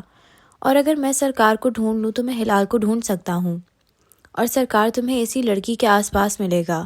وہ اس پہ جادو کر رہا ہے اور میرا دل کہتا ہے کہ یہ لڑکی ابھی زندہ ہے، تم اس کو بچا سکتے ہو۔ میں تمہیں یہی بتانے آئی تھی۔ اس نے جواب نہیں دیا۔ وہ اس البم کو دیکھ رہا تھا۔ وہ میرا یقین نہیں کرے گی، کوئی کسی اجنبی کا یقین نہیں کرتا۔ اس کی آنکھوں میں بہت سا کرب اتر آیا۔ ماہر، وہ اسی نرمی سے اسے دیکھ رہی تھی، اگر تم اسے یہ البم دکھاؤ گے تو وہ تمہارا یقین کرے گی۔ سچ اپنے آپ کو خود منواتا ہے، تم اس کو بچا لو گے۔ اس نے آنکھیں اٹھا کے سبرینا کو دیکھا۔ وہ امید سے مسکرا رہی تھی۔ اسے اس ظالم دنیا کے بارے میں ہمیشہ اچھی امیدیں ہوتی تھیں۔ تم اس لڑکی کے ساتھ وہ سب نہیں ہونے دو گے جو البم میں موجود دوسری لڑکیوں کے ساتھ ہوا، اور ایک دن تم یہیں اسی کرسی پر بیٹھ کے اسے یہ سب بتاؤ گے۔ اس نے اس بات میں سر ہلا دیا۔ وہ اس چہرے کو انسانوں کے سمندر میں کہاں ڈھونڈے گا؟ 3 ماہ بعد اسلام آباد۔ وہ ایک شاہانہ طرز کا ہوٹل سوئٹ تھا۔ اس میں لیونڈر اور موتیے کی خوشبو پھیلی تھی۔ عبد المالک فرید ایک بڑے صوفے پر ٹانگ جمائے بیٹھے تھے۔ ایک بازو صوفے کی پشت پر تھا۔ ان کے سامنے کرسی پر ایک آدمی بیٹھا تھا، فربہی مائل، سر سے آدھا گنجا، اینک لگائے اور ایسا سرمئی کوٹ پہنے جو اس پر ذرا تنگ تھا۔ ماہر آنے والا ہے؟ وہ غور سے مالک کو دیکھ رہا تھا۔ ہاں، وہ اسی ہوٹل میں ہے۔ وہ یہاں کیوں ہے؟ وہ اپنی بہن کو تلاش کر رہا ہے۔ اینک والے آدمی نے افسوس سے سر جھٹکا۔ اسے کھوئے 2 برس ہو گئے ہیں۔ اغوا ہوئے بچے 2 دن سے زیادہ زندہ نہیں رہتے۔ جواباً انہوں نے بے زاری سے کندھے اچکا دیے۔ اس کی عادت ہے ہر شے کو obsession بنا لینا۔ وہ جیسے اس موضوع سے تھک چکے تھے۔ پھر اس کی سوالیہ نظریں مالک فرید نے گہری سانس لی۔ پھر یہ کہ مجھے ماہر کو واپس لندن آنے کے لیے راضی کرنا ہے۔ اور سچ؟ وہ تم اسے کب بتاؤ گے؟ مالک فرید کے چہرے پہ سایہ سا گزرا۔ انہوں نے جواب نہیں دیا۔ گردن موڑ کے باہر دیکھنے لگے۔ وہاں ایک روشن دن طلوع ہو رہا تھا۔ مالک، تمہیں سچ بولنا ہوگا۔ وہ لندن واپس آئے گا تو خود ہی جان لے گا۔ انہوں نے سر جھٹکا۔ سچ جاننا اس کا حق ہے۔ بہتر ہے وہ ابھی جان لے بجائے اس کے کہ… اس نے افسوس سے سر نفی میں ہلایا اور اٹھ کھڑا ہوا۔ کہ فرید ہولڈنگ ایک دم سے زمین بوس ہو جائے اور ماہر، بیربل، تمہاری بیٹیاں ان کے سروں کے چھت تک چلی جائے۔ بہتر ہے کہ اسے سچ بتا دو۔ اسے ہولڈنگ میں واپس آ جانا چاہیے۔ اینک والا شخص جھکا اور میز پر رکھے کاغذات بریف کیس میں ڈالے۔ اسے ان پیپرز کے بارے میں علم ہونا چاہیے، جتا کے کہتے ہوئے بریف کیس کو لاک کیا۔ انہوں نے جواب نہیں دیا۔ وہ کمرے سے نکل رہا تھا جب ماہر راہداری میں ایک دروازے سے باہر آتا دکھائی دیا۔ اینک والا شخص جلدی سے سر جھکائے آگے بڑھ گیا۔ ماہر نے گردن موڑ کے اسے جاتے دیکھا، پھر اندر داخل ہوا، پھر سامنے والے صوفے پر آ کے بیٹھا۔ یہ کون تھا؟ میرا CFO۔ کیا کہہ رہا تھا؟ اس نے غور سے مالک کے چہرے کو دیکھا۔ اسے وہم سا ہوا تھا کہ وہاں ایک سایہ گزرا ہے۔ ایک مسئلہ تھا۔ فرید ہولڈنگ کا آڈٹ ہوا تھا اور… انہوں نے سر جھٹک دیا۔ کچھ غیر آرام دہ سا تھا ان کے انداز میں۔ کیا مسئلہ؟ وہ ہلکا سا مسکرائے۔ ان کی مسکراہٹ میں اداسی تھی۔ کیا فرید ہولڈنگ کے مالی مسائل سن کے تم واپس آنے کے لیے تیار ہو جاؤ گے؟ میں اس وقت خود مسئلوں میں گھرا ہوں، وہ تلخی سے کہتا سامنے بیٹھا۔ بریف کیس میز پر رکھا۔ وہ چونک کر دیکھنے لگے۔ وہ اندر سے کچھ نکال رہا تھا۔ میں کسی کو ڈھونڈ رہا ہوں۔ اس نے بالآخر 3 ماہ بعد مالک فرید سے مدد مانگنے کا ارادہ کیا تھا۔ انہوں نے ٹانگ سے ٹانگ ہٹائی اور آگے ہو کے بیٹھے۔ تمہارا کمپٹیشن ہے 15 جولائی کو۔ تمہیں ڈیزائن جمع کروانا ہے۔ تم کیف کے بجائے کس پہ فوکس کر رہے ہو؟ یہ البم مجھے کہیں سے ملا ہے، یہ مت پوچھنا کہاں سے۔ وہ انہیں سنے بغیر اسی سنجیدگی سے کہہ رہا تھا۔ اس میں اس جادوگر کی ٹارگٹ کردہ عورتوں کی تصاویر ہے۔ تم اور تمہارا آبسیشن۔ مالک فرید کے چہرے پہ کڑواہٹ بکھر گئی۔ ناگواری سے اسے کھولا۔ پہلے صفحے پر رابیل کی تصویر تھی۔ ان کے چہرے پہ کوئی تاثر نہیں آیا۔ ایک ایک کر کے صفحہ پلٹاتے گئے۔ مجھے اس آخری لڑکی کو ڈھونڈنا ہے۔ وہ اٹھ کے کنسول ٹیبل تک چلا گیا۔ لیونڈر اور موتیے کی خوشبو سے بنی موم بتیوں کے جار کھلے رکھے تھے۔ ماہر نے لائٹر نکالا۔ میرا اندازہ ہے کہ یہ لڑکی اسی شہر میں ہے۔ 5ویں صفحے پہ وہ ٹھہر گئے۔ نگاہیں ساکت ہو گئیں۔ چونک کر چہرہ اٹھا کے ماہر کو دیکھا۔ وہ اپنی رو میں کہتا موم بتی کے دھاگے کو شعلہ دکھا رہا تھا۔ ہلال اس شہر میں کھوئی تھی۔ اگر میں اس لڑکی کو ڈھونڈ لوں تو مجھے سرکار اس کے پاس ہی کہیں مل جائے گا۔ یہ لڑکی کچھ نہ کچھ جانتی ہے۔ مالک نے دھیرے سے البم بند کیا۔ ان کا چہرہ اب سپاٹ ہو چکا تھا۔ مجھے 2 دن دو، میں اس کو ڈھونڈ لوں گا۔ وہ چونک کر انہیں دیکھنے لگا۔ اس کے عقب میں رکھی موم بتیاں جل اٹھی تھیں۔ کمرے میں پہلے سے پھیلی ٹھنڈی موم کی مہک میں جلتی موم نے شدت پیدا کر دی تھی۔ تم اس کو جانتے ہو؟ ماہر نے آنکھوں کی پتلیاں سکوڑ کے انہیں دیکھا۔ 2 دن۔ انہوں نے انگلیوں کی وی بنا کے دکھائی۔ اور بدلے میں تمہیں مجھ سے کچھ چاہیے ہوگا؟ ماہر کی آواز میں طنز ابھرا۔ مالک فرید بغیر پوشیدہ ایجنڈے کے کچھ نہیں کرتا۔ مالک نے جواب نہیں دیا۔ وہ اپنی جگہ سے اٹھ گئے۔ لمبے ڈگ بھرتے وہ کمرے سے باہر نکل گئے۔ ان کے چہرے پہ اب اطمینان تھا۔ ہوٹل لابی میں وہی اینک اور اڑے اڑے بالوں والا شخص ان کا منتظر تھا۔ انہیں دیکھتے ہی صوفے سے اٹھ کھڑا ہوا۔ تم نے ماہر کو بتا دیا؟ اینک کے پیچھے سے بغور ان کا چہرہ دیکھا۔ وہ خاموشی سے اس کے سامنے بیٹھے، قیمتی پتھر جڑی سلور انگوٹھیوں والے ہاتھ باہم پھنسا لیے۔ کیا تم نے ماہر کو یہ پیپرز دکھانے کا فیصلہ کر لیا ہے؟ اس نے اپنی بات دہرائی۔ مالک فرید نے ٹائی کی نوٹ ڈھیلی کی۔ وہ مجھے معاف نہیں کرے گا، مگر وہ پہلے ہی بہت سی باتوں کے لیے مجھے معاف کرنے پہ تیار نہیں۔ میں اس کی فہرست طویل نہیں کرنا چاہتا۔ اگر اسے کسی اور سے معلوم ہوا تو وہ تمہیں کبھی معاف نہیں کرے گا، اسے خود بتا دو۔ مالک فرید نے پتھر جیسا چہرہ اس کی طرف موڑا اور بولے تو آواز میں اطمینان تھا۔ اس کو سچ بتانا ضروری نہیں ہے، مجھے اس کو واپس لانے کا ایک اور طریقہ مل گیا ہے، مگر وہ کسی کو ڈھونڈ رہا ہے۔ میں اس کی تلاش میں اس کی مدد کروں گا اور بدلے میں اس سے اس کی واپسی مانگوں گا۔ پھر اس کو چند دن یا چند ہفتے یہ کھیل کھیلنے دوں گا۔ جب وہ تھک جائے گا خود ہی واپس آ جائے گا۔ سچ بولنا زیادہ آسان تھا مالک۔ اس آدمی نے ایک افسوس بھری نظر بریف کیس پہ ڈالی جس میں چند کاغذات مقیم تھے۔ ہر شے تمہارے ہاتھ سے نکل رہی ہے، تمہیں اس کو یہ کاغذات دکھا دینے چاہیے تھے۔ یہ کاغذ کوئی نہیں دیکھے گا۔ اس کی آنکھوں میں دیکھتے ہوئے مالک فرید نے انگلی اٹھا کے تنبیہ کی، ورنہ میں اپنے ہاتھوں سے تمہاری جان لے لوں گا۔ اینک والے آدمی نے دھیرے سے سر ہلا دیا۔ مالک فرید نے انگوٹھیوں والا ہاتھ سے ٹائی کی نوٹ مزید ڈھیلی کی۔ ایک دم سے ان کا دم گھٹنے لگا تھا۔ یہ کاغذ کوئی نہیں دیکھے گا، انہوں نے دل ہی دل میں دہرایا۔ کشمالہ مبین جو اسلام آباد میں اپنے ماموں کے گھر بطور پیئنگ گیسٹ رہتی تھی، اس وقت لیونگ روم میں کھڑی کھڑکی کے ساتھ رکھی ورک ٹیبل پہ براجمان تھی۔ سامنے ایک اسکیچ بک پھیلائے وہ پینسل کاغذ پر پھیر رہی تھی، ایک گلابی پھولوں سے سجی بیکری کا اسکیچ۔ اسی پل بیکری کے وسط میں خون کے چند دھبے آ گرے۔ ایک جھٹکے وہ پیچھے کو ہٹی، بے یقینی سے چہرہ اٹھایا۔ کھڑکی کھلی تھی اور باہر سے کسی نے خون اندر پھینکا تھا، مگر کس نے؟ وہاں کوئی بھی نہ تھا۔ وہ تیزی سے باہر کی طرف بھاگی۔ ٹیرس ویران تھا، دور دور تک کوئی نہ تھا، البتہ کھڑکی کے باہر کی طرف دیوار پر وہی چھینٹے نقش تھے، وہ ابھی تک گیلے تھے۔ اس نے بے اختیار تھوک نکلا۔ عجیب سا خوف دل کو جکڑنے لگا۔ نہیں، یہ کوئی جادو جنات نہیں ہے جیسے ماہی کہتی ہے، یہ کوئی انسان ہے جو میرا تعاقب کر رہا ہے۔ اسے معلوم تھا اسے کیا کرنا ہے۔ صفورہ چند لمحوں بعد کمرے میں دائیں بائیں ٹہلتی پریشانی سے فون پہ کہہ رہی تھی، وہ پچھلا باڈی گارڈ میں نے نکال دیا تھا نا، کیونکہ وہ سگریٹ بہت پیتا تھا۔ پلیز کسی اور کو بھیج دو، مجھے پھر سے ایک گارڈ کی ضرورت ہے۔ بیکری کے اسکیچ پہ گرا خون اب دھیرے دھیرے خشک ہو رہا تھا۔ 1 سال بعد موجودہ دن، وینکوور۔ کشمالہ مبین میٹرس پر بیٹھی تھی۔ ابھی کچھ دیر پہلے وہ ماہر سے مل کے آئی تھی۔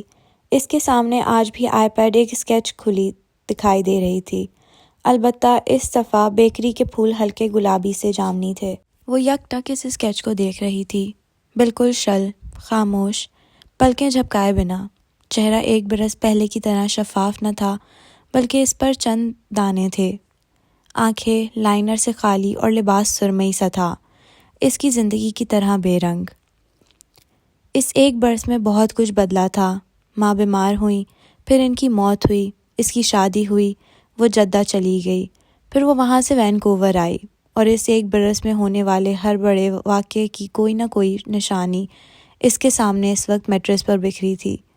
زیاد کی دی گئی انگوٹھی، وہ کینڈل جو ماہی نے شادی کے تحفے پہ دی تھی، اس بوڑھے جادوگر کا اسکیچ جسے وہ خواب میں دیکھتی تھی، جو اسکول کے پرانے ملازم شکور کے جیسا تھا، فاختہ والا نیکلس، سب کچھ واضح تھا، سیاہ اور سفید میں جلی حروف سے لکھا ہوا۔ لیکن یہ سب کیسے ہوا؟ اس نے یاد کرنے کی کوشش کی۔ سوال یہ تھا کہ یہ سب کہاں سے شروع ہوا تھا؟ اسے عمرے پہ آصف ملا تھا، اس روز شاید اس پہ جادو شروع ہوا تھا، کیونکہ اس کو سینے میں تکلیف اٹھی تھی۔ پھر کیا ہوا؟ سحر عشق اور ایسے موذی جادوؤں کو میچور کرنے میں ایک عرصہ لگتا ہے۔ 2 برس بعد جب جادو مکمل طور پہ میچور ہو گیا اور وہ ایک کے بعد ایک گارڈ بدلنے لگی، تب وہ براؤنیز آئیں۔ نگینہ آنٹی اسلام آباد آئی تھیں زیاد سلطان کے ساتھ، وہ براؤنیز لائیں تھیں۔ وہ میٹھا نہیں کھاتی تھی، لیکن اس نے وہ کھائی تھیں۔ ان میں کچھ تھا جادو جو اس کے اندر اتر گیا۔ پھر کیا ہوا؟ اس نے آئی پیڈ اٹھایا اور ایک نوٹ کھولا، پھر پینسل سے اس پر لکھتی گئی۔ ہر شے جواب تک پیش آئی تھی۔ سب سے پہلے ماں بیمار پڑی۔ ماں نگینہ آنٹی کو پسند نہیں کرتی تھیں، وہ اس رشتے میں سب سے بڑی رکاوٹ تھیں۔ انہی دنوں وہ بچہ ماہی کو خواب میں دکھائی دینے لگا۔ ظہیر نے اس کا کیریئر ختم کر دیا۔ اس کو مالی نقصان ہوا تھا۔ اس کو ریسٹورانٹ بیچنا تھا۔ اس کا مالی نقصان سرکار کے جادوؤں کی وجہ سے ہوا یا قسمت کی وجہ سے، اب یہ اہم نہیں تھا۔ پینسل تیزی سے اسکرین پہ چلتی تمام واقعات تاریخوں کے ساتھ رقم کر رہی تھی۔ نمبرز جھوٹ نہیں بولتے۔ اس کی جاب چلی گئی اور وہ لاہور چلی آئی۔ وہ خاندان کی سب سے کامیاب لڑکی ناکام ہو کے گھر بیٹھ گئی۔ اس نے کئی جگہوں پہ کام کرنے کی کوشش کی لیکن کچھ بھی زیادہ عرصہ چل نہ سکا۔ زیاد نے اسے پرپوز کیا۔ اس نے انکار کیا تو اس نے پینترا بدلا۔ اس نے کہا کہ وہ کسی اور سے شادی کر رہا ہے، لیکن وہ سب ایک جال تھا، زیاد اور اس بوڑھی عورت کا جال۔ وہ سادہ سی بوڑھی عورت جس پہ کوئی شک نہیں کرتا تھا، وہ سب اس میں شامل تھے۔ ہلال، اس کا نیکلس، ہیپی برتھ ڈے، ہر شے واضح ہو گئی تھی۔ اسے معلوم تھا کہ اسے کیا کرنا ہے۔ اسے اپنے زمانے کی سب سے بڑی جادوگرنی سے ملنے جانا تھا۔ مال میں بنی کافی شاپ اس صبح پر رونق دکھائی دے رہی تھی۔ سامنے بنی ایک دوسری شاپ کی کرسیوں پر کیف جمال اپنا لیپ ٹاپ کھولے بیٹھا تھا۔ گاہے بگاہے وہ مالا کی شاپ کو بھی دیکھ لیتا، وہ ابھی تک نہیں آئی تھی۔ دفعتاً کسی نے اس کے ساتھ والی کرسی کھینچی۔ کیف نے کافی کا گھونٹ بھرتے ہوئے چہرہ اٹھایا۔ نووارد کو دیکھتے ہی کب گرتے گرتے بچا۔ ماہر بھائی، وہ گڑبڑا کے اٹھ کھڑا ہوا۔ کیسے ہو کیف جمال؟ وہ اس کو سنجیدگی سے دیکھتا سامنے بیٹھا ٹانگ پر ٹانگ جمائی۔ کیف نے دائیں بائیں دیکھا، چہرہ سفید پڑا۔ بے فکر رہو، میں نے مالا کو تمہاری فون کال کے بارے میں نہیں بتایا۔ وہ اس کے سامنے بہت اعتماد سے بیٹھا تھا، جینز پر ہوڈی پہنے، ہلکی بڑی شیو اور سفید جاگرز۔ کیف جمال کو بہت کچھ یاد آیا، ہوٹل سویٹ اور لیونڈر اور موتیے کی مہک۔ اس نے تھوک نگلا۔ مجھے نہیں معلوم آپ کیا کہہ رہے ہیں۔ آپ نے مجھے کال کی تھی اور میں نے آپ کے لیے کام کرنے سے انکار کر دیا تھا۔ وہ کھنکار کے کہتا واپس بیٹھا۔ کیا معلوم ماہر یہ ریکارڈ کر رہا ہو۔ کہا نا، بے فکر رہو، میں تمہارے راستے میں نہیں آؤں گا اور تم میرے راستے میں نہیں آؤ گے، تمام؟ اسی بے تاثر انداز میں کہتا وہ اٹھ کھڑا ہوا۔ اس کا رخ مالا کی شاپ کی جانب تھا۔ کیف نے فوراً سے موبائل نکالا اور انگلیاں تیزی سے ٹائپ کرنے لگیں۔ ماہر فرید کشمالہ کی شاپ پہ موجود ہے۔ میسج لکھ کے زیاد کو بھیجنے لگا، پھر رک گیا۔ اگر زیاد یہاں آ گیا اور اسے معلوم ہو گیا کہ اس نے ماہر کے ساتھ بھی ڈیل کرنے کی کوشش کی ہے تو؟ لیکن اگر اس نے زیاد کو نہ بتایا اور زیاد کو کسی دوسرے طریقے سے معلوم ہو گیا تو؟ اس نے میسج مٹا دیا۔ ابھی وہ اس بارے میں سوچے گا۔ پھر لیپ ٹاپ واپس کھول لیا، البتہ نگاہیں اب صرف ماہر فرید پہ جمی تھیں۔ وہ کاؤنٹر تک گیا، وہاں 2 افراد پہلے سے کھڑے تھے۔ وہ قطار میں لگ گیا، سینے پر بازو لپیٹے خاموشی سے دائیں بائیں دیکھے گیا۔ دفعتاً نگاہ کونے والی میز تک اٹھی۔ اس کے پیچھے ایک شیلف بنا تھا جس میں سیل کے لیے اس کافی برانڈ کے کچھ مگ رکھے تھے۔ ان کے وسط میں ایک پودا رکھا تھا، سفید کملے میں سجا کیکٹس۔ وہ دھیرے سے مسکرا دیا۔ شیلڈن، ذہن میں ایک خیال سا پلنے لگا۔ کشمالہ نے بنا دستک کے کمرے کا دروازہ کھولا۔ ہسپتال کے سفید بیڈ پر لیٹی نگینہ بیگم نے چونک کر آنکھیں کھولیں۔ وہ تنہا نہیں تھی، اندرانی ان کے ساتھ بیٹھی تھی۔ اسے دیکھ کے اٹھ کھڑی ہوئی۔ نگینہ بیگم بھی مسکرائیں، ان کا آدھا چہرہ پٹیوں میں بندھا تھا۔ آؤ بیٹے۔ وہ کچھ دیر چوکھٹ میں کھڑی رہی، بال پونی میں بندھے تھے اور دھلا دھلایا چہرہ مسکراہٹ سے عاری تھا۔ لمبے کھلے فراک پر ہسپتال کا نیلا حفاظتی گاؤن اور ماسک پہنے وہ کندھے سے پرس لٹکائے ہوئے تھی۔ تم باہر جاؤ، اس نے ایک سخت نگاہ اندرانی پر ڈالی۔ وہ اسے خاموشی سے گھورتی ہوئی باہر نکل گئی۔ مالا نے دروازہ بند کیا، پھر کپ کپاتے ہاتھوں سے اسے لاک کیا۔ نگینہ بیگم چونکی، مسکراہٹ غائب ہوئی۔ دروازہ بند کر کے وہ پلٹی تو اس کا چہرہ ایسا چہرہ انہوں نے پہلے کبھی نہیں دیکھا تھا۔ کیسی ہیں آپ، سرکار؟ وہ دروازے سے پش لگائے گلابی پڑتی آنکھوں سے ان کو دیکھ رہی تھی۔ نگینہ سلطان ایک لمحے کے لیے سانس نہ لے سکیں، لیکن وہ لمحہ آیا اور گزر گیا۔ انہوں نے دھیرے سے سانس خارج کیا، چہرہ اسی طرح پرسکون تھا۔ ہاں، میں ہوں سرکار۔ ان کا آدھا چہرہ اور آنکھیں واضح تھیں، ان میں رونق تھی، فخر تھا۔ یہ سب براؤنی سے شروع ہوا تھا۔ وہ ماسک نیچے دھکیلتی آگے آئی، پھر ان کی پائنتی کے قریب ٹھہر گئی۔ آپ نے جادو میرے اندر براؤنی سے اتارا تھا۔ محبت ویسے بھی ایک جادو ہے کشمالہ، ایلوژن، نظر کا دھوکہ۔ وہ مسکرا رہی تھیں۔ اور میری ماں، اس کی آنکھیں بھیگ رہی تھیں۔ ان پہ بھی جادو کیا تھا نا آپ نے؟ جادو خود سے کسی جسم میں داخل نہیں ہوتا جب تک کہ اس جسم کا مالک اس کو اجازت نہ دے میری بیٹی۔ وہ ایسے ہی مسکرا رہی تھیں۔ تمہاری ماں کی ایک بیمار بہن تھی جو برسوں اس کے ساتھ رہی تھی۔ اس کی خدمت نے تمہاری ماں کو حفاظتی حصار میں باندھا ہوا تھا، لیکن جب وہ مری تو تمہاری ماں ڈپریشن کا شکار ہو گئی، اور ڈپریشن کسی بھی جادوگر کا سب سے بڑا ہتھیار ہوتا ہے۔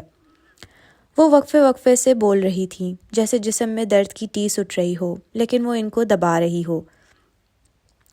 ڈپریشن ایک سوراخ ہے، جس انسان کو لگ جائے اس کے جسم میں دو چیزیں آسانی سے داخل ہو جاتی ہیں، موذی مرض اور جادو۔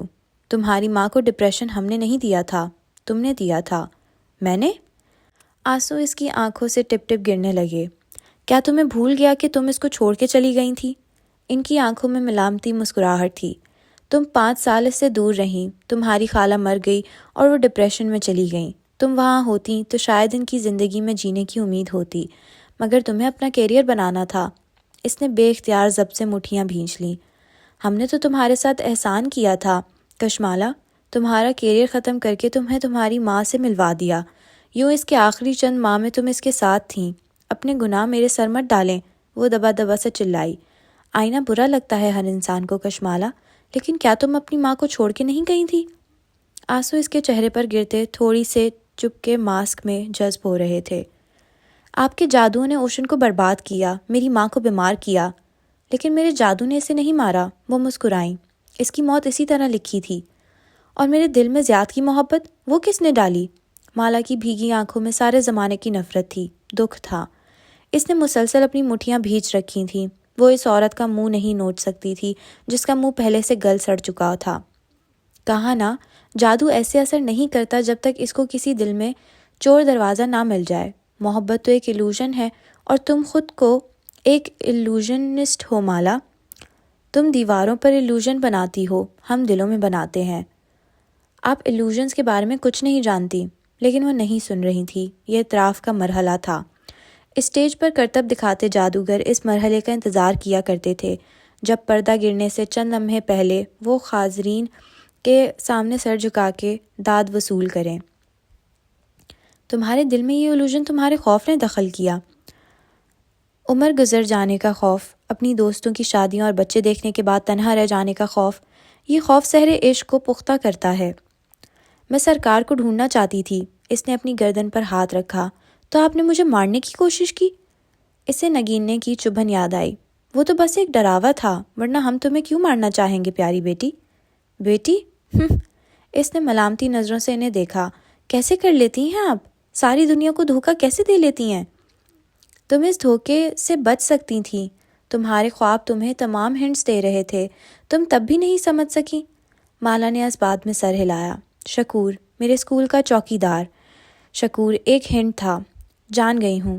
اب جب کہ سب واضح ہو گیا تھا، سو کوئی پہلی نہ رہی تھی۔ وہ ایک ایسا آدمی تھا جس کی سیاہ رنگت پہ اس کا مذاق اڑایا جاتا تھا، اور وہ لوگوں کی باتوں سے تنگ آ کے دبئی چلا گیا۔ خوابوں میں اصلی جادوگروں کے چہرے نہیں دکھائے جاتے، ورنہ انسانوں میں فساد ہونے لگے، صرف علامتیں دکھائی جاتی ہیں۔ مجھے شکور دکھائی دیا، لیکن مجھے شکور کو نہیں ڈھونڈنا تھا۔ مجھے اپنے ارد گرد کسی ایسے انسان کو ڈھونڈنا تھا جس کا اس رنگت پہ مذاق اڑایا جاتا تھا، اور وہ دبئی چلا گیا تھا۔ اس نے آنکھیں بند کیں۔ گرم گرم آنسو گال پر گر رہے تھے۔ وہ کیوں نہ سمجھ سکی؟ میں نے تمہارے ساتھ کوئی ظلم نہیں کیا، کسی کو تم سے نفرت نہیں کروائی، صرف محبت کروائی۔ تمہیں وہ دیا جو تمہارے پاس نہ تھا میری بیٹی۔ میں نے تمہیں گھر دیا، شوہر دیا۔ اس نے آنکھیں کھولیں، اب کہ اس کی آنکھوں میں صرف نفرت نہیں تھی، افسوس بھی تھا۔ تمہارا کام تھا اپنے شوہر کو خوش رکھنا، اپنا گھر بسانا، اور تم وہ نہ کر سکیں۔ قصور کس کا ہے؟ وہ بوڑھی عورت ٹوٹے سانسوں کے درمیان اطمینان سے بتا رہی تھی۔ مجھے ترس آ رہا ہے آپ کے اوپر۔ وہ سر نفی میں دائیں بائیں ہلا رہی تھی۔ اتنے گناہوں کی آگ لے کر کیسے جائیں گی اللہ کے پاس؟ آگ تو میرے لیے اس دنیا نے بنائی تھی کشمالہ۔ وہ زخمی سا مسکرائیں۔ مجھے میری شکل کی وجہ سے دھتکار دیا تھا، سو میں نے ایک ایلوژن بنایا، جیسے تم بناتی ہو۔ مجھے خود سے مت ملائیں۔ اس کی آواز بلند ہوئی۔